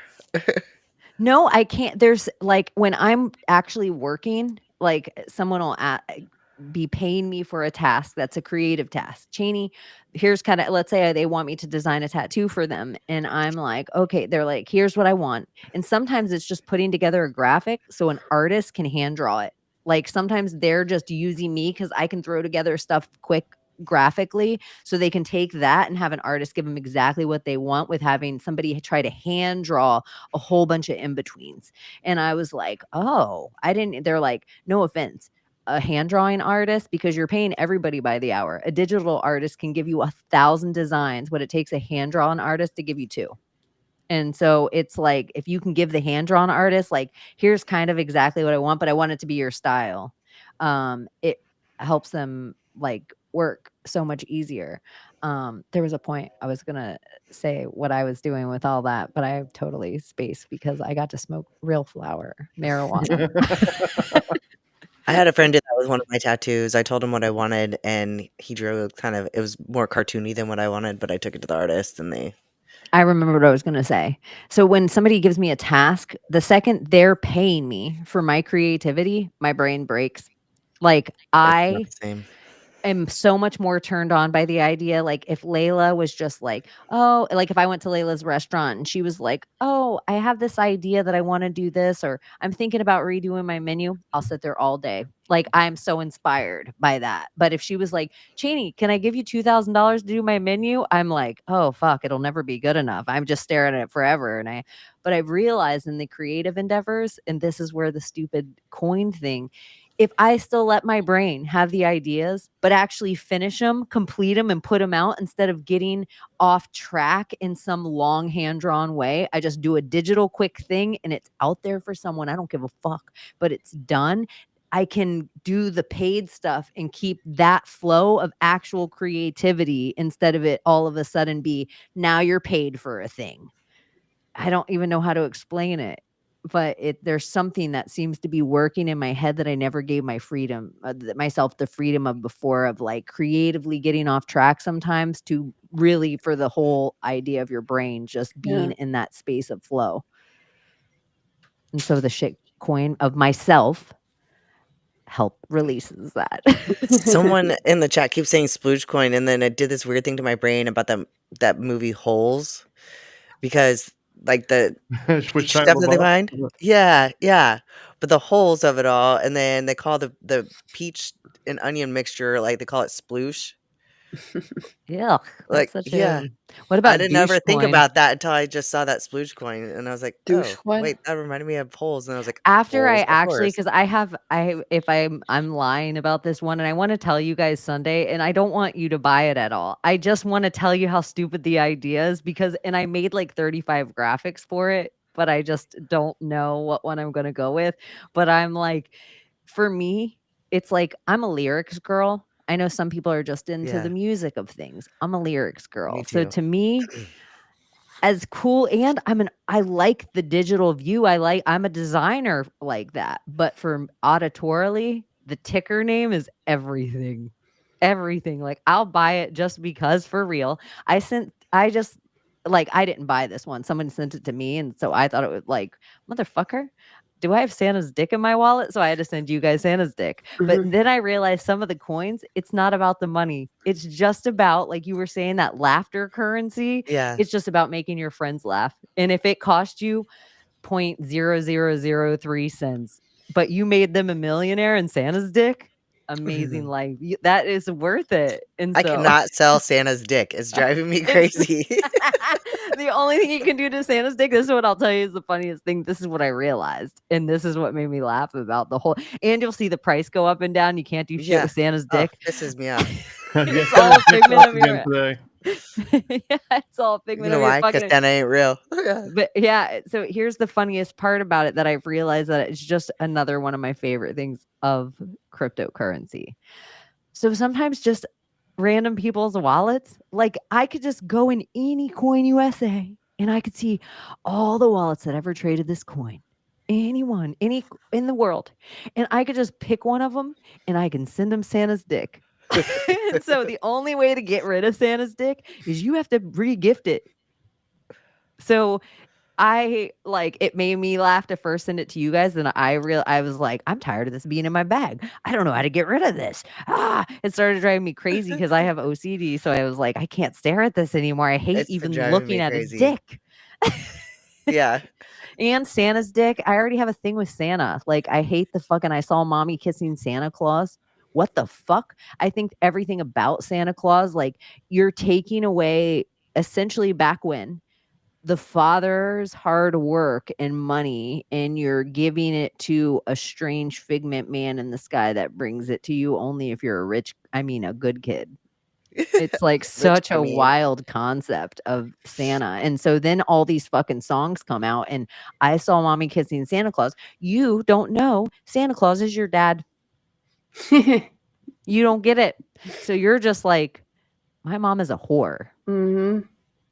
Who would even kiss Santa on the mouth? He's disgusting. And this is the other creepiest thing about Santa. I don't know one kid in existence in the original forms of meeting Santa that doesn't go hysterical. And it's almost like a forced torture until you're about 6 years old, that then you're like, yep, I'll sit on this boner. Like, eventually you get to this fucking point that you're just like, okay, now I'm excited to see Santa in the mall. Even though in your little kid head, you know it's not Santa. Even in your littlest kid brain, you know that's somebody playing the guy that you... Fucking wild concept.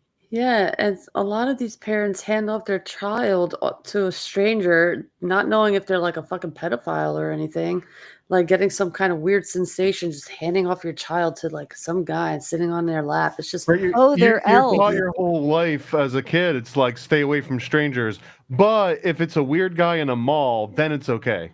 weird. Awesome. Yeah. I took my kids to see Santa once. They wouldn't go near him, and so I never did it again. Or that, like, kids, I believe they have these really natural great instincts. So think of They like your do. parents were like, Thomas, no, you will go hug the priest. Like, and you're like, I don't want to play the way you do. Like, your kid instincts tell you don't like someone, and some adult forces you to do that thing. That's how most kids feel about men who play Santa. But Yeah. I would say, I don't believe being a priest makes you a pedophile. I think pedophiles are like, who everyone trusts in the neighborhood and is allowed to be alone with children. That's what I feel about Santa. And so here's the other break. We talk about Two Little Mermaids. So this way your parents are just dumb about everything. You guys can't even agree on the color of the Little Mermaid.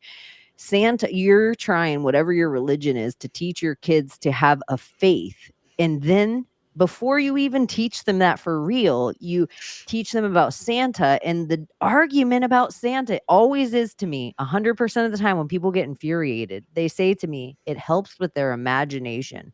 How is me filling in the blanks of a fucking story help with anyone's imagination? They're not creating Santa. You're giving them an old fucking guy in a red suit that's running around telling you that he runs a sweatshop of kids, but he calls them elves. And he's telling you that he has a sleigh led by, and I think this over and over again, JP Morgan and his big nose, and like to walk in Rudolph the red-nosed reindeer, even yelling out the spell Comet and Cupid and Donner and Blitz. What are we saying? Santa, you should have been on notice for a long time. And I still think when that would be one of the things, like if I were to be a person that wanted children, if I were in the dating world, one of my dating questions would be, would you teach your kids about Santa? It's a good question because that's I didn't want to do That's going on Santa the with list for our podcast. yeah. I didn't want to do Santa with my kids. I was like, why does Santa get credit for all the shit that I fucking buy them anyway? Like, right? The good presents. Yeah.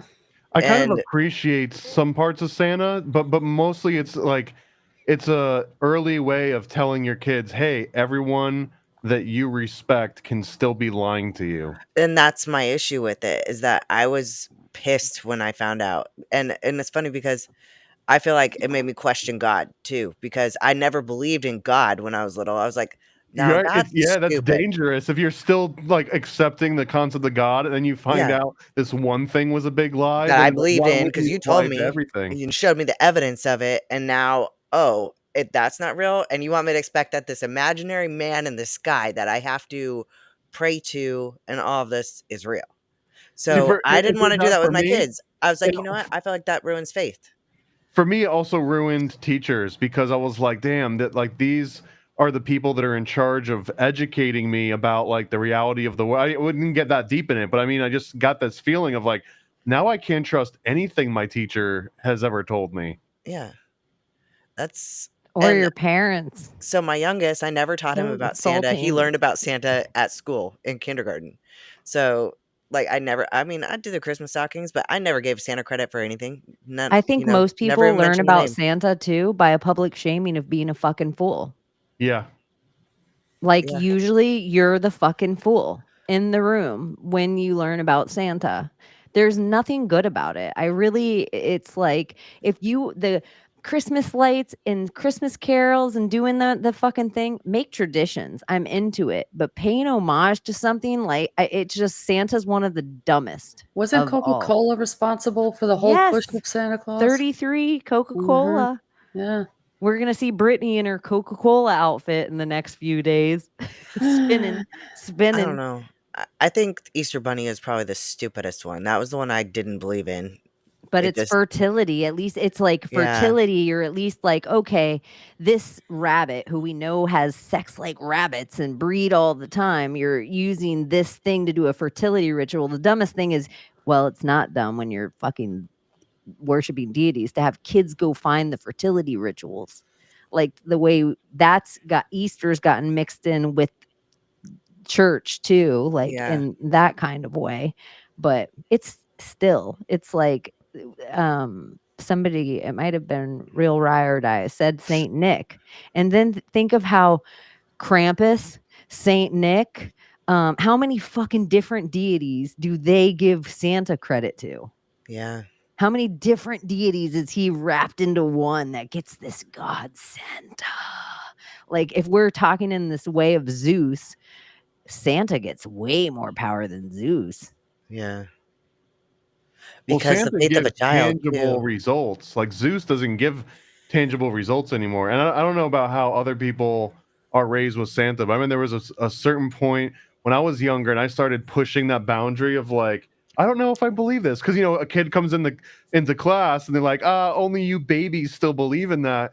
But the line is usually like, well, Santa doesn't bring you presents if you don't believe in him. It's almost like a Tinkerbell. Like if you don't Yeah. believe in Tinkerbell, you killed Tinkerbell and now you can't fly anymore. So like that carrot gets dangled of like, well, I don't want to miss out on presents by just like denying the existence of this like Christmas god. And it might have been you that said this on some show, but I always think about how they gave us this idea that a bad kid got coal in their stocking, where if you actually think about it, the kid with the coal provided warmth for his entire family, whereas the kid with the toy was selfish as fuck. It's like such a backward, weird, whole, like ungrateful that's blended all the way into literally a day. They're like, this is Black Friday. Piece of coal. That's so weird. We know But if they you don't know want us to right. have coal. That is it must be powerful coal because they've been in the works. They do not want us to have that natural resource. They don't. They want us out of them mines. They want us out of Hollow Earth. They don't want us in Agartha. Even if you're El Chapo, you're not allowed to dig tunnels. Point blank period.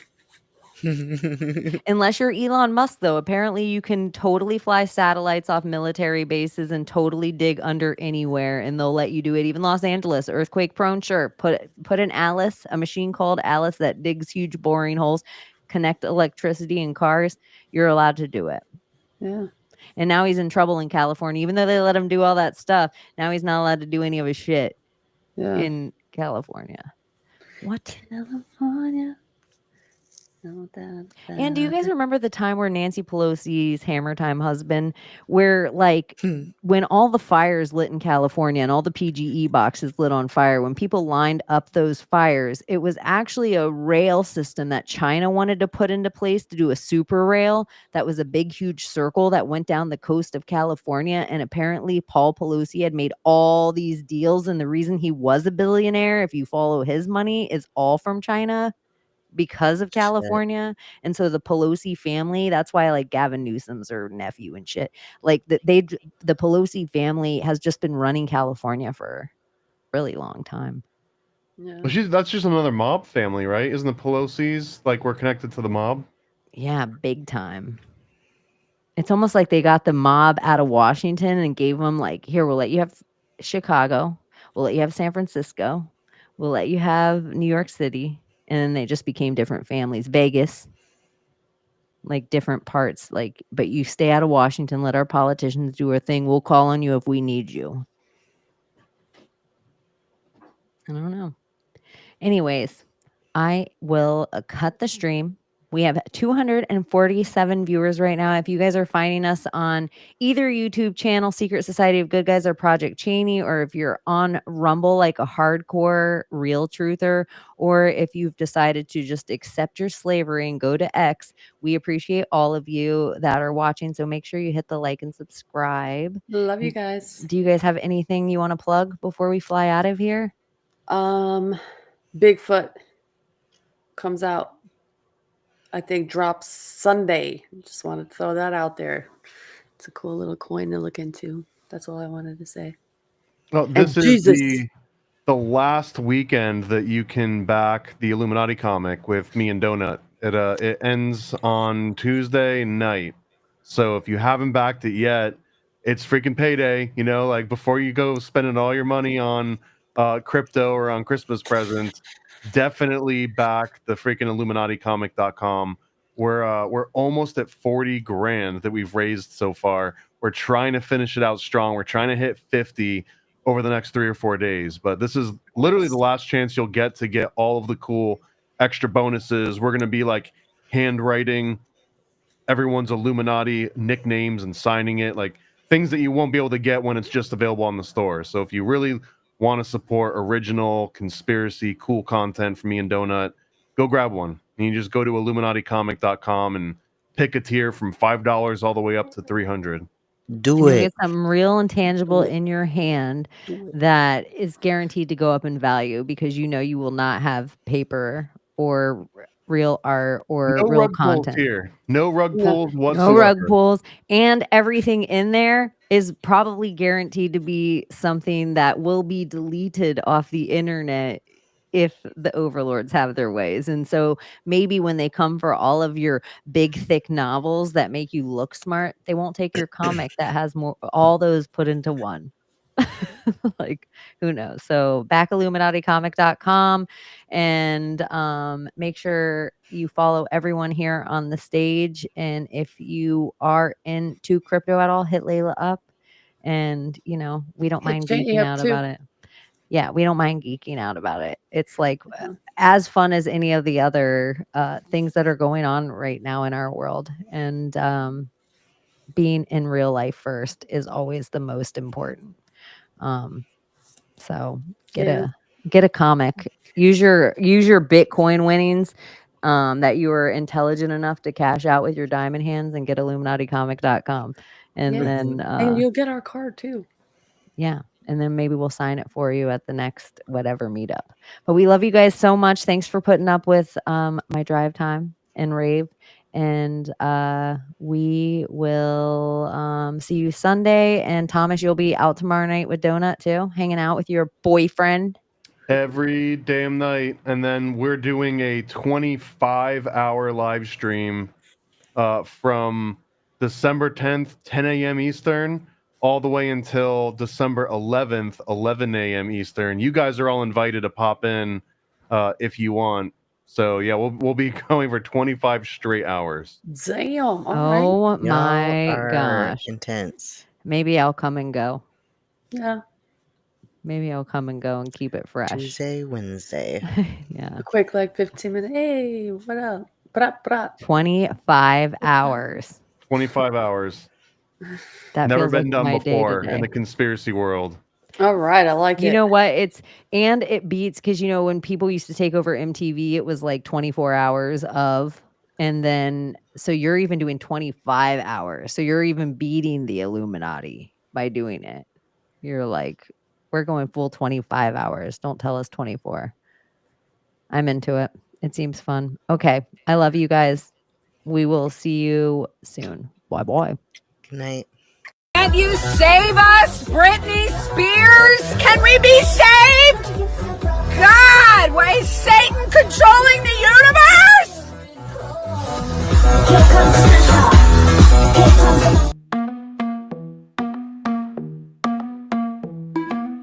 The world we used to think we knew is constantly exposing woo.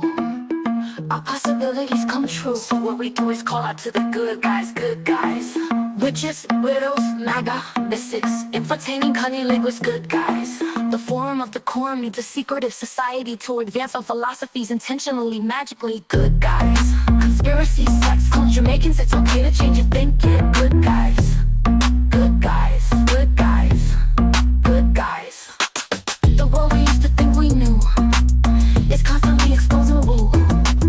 Our possibilities come true. So what we do is call out to the good guys, good guys. Witches, widows, MAGA, mystics, infiltrating cunnilinguists, good guys.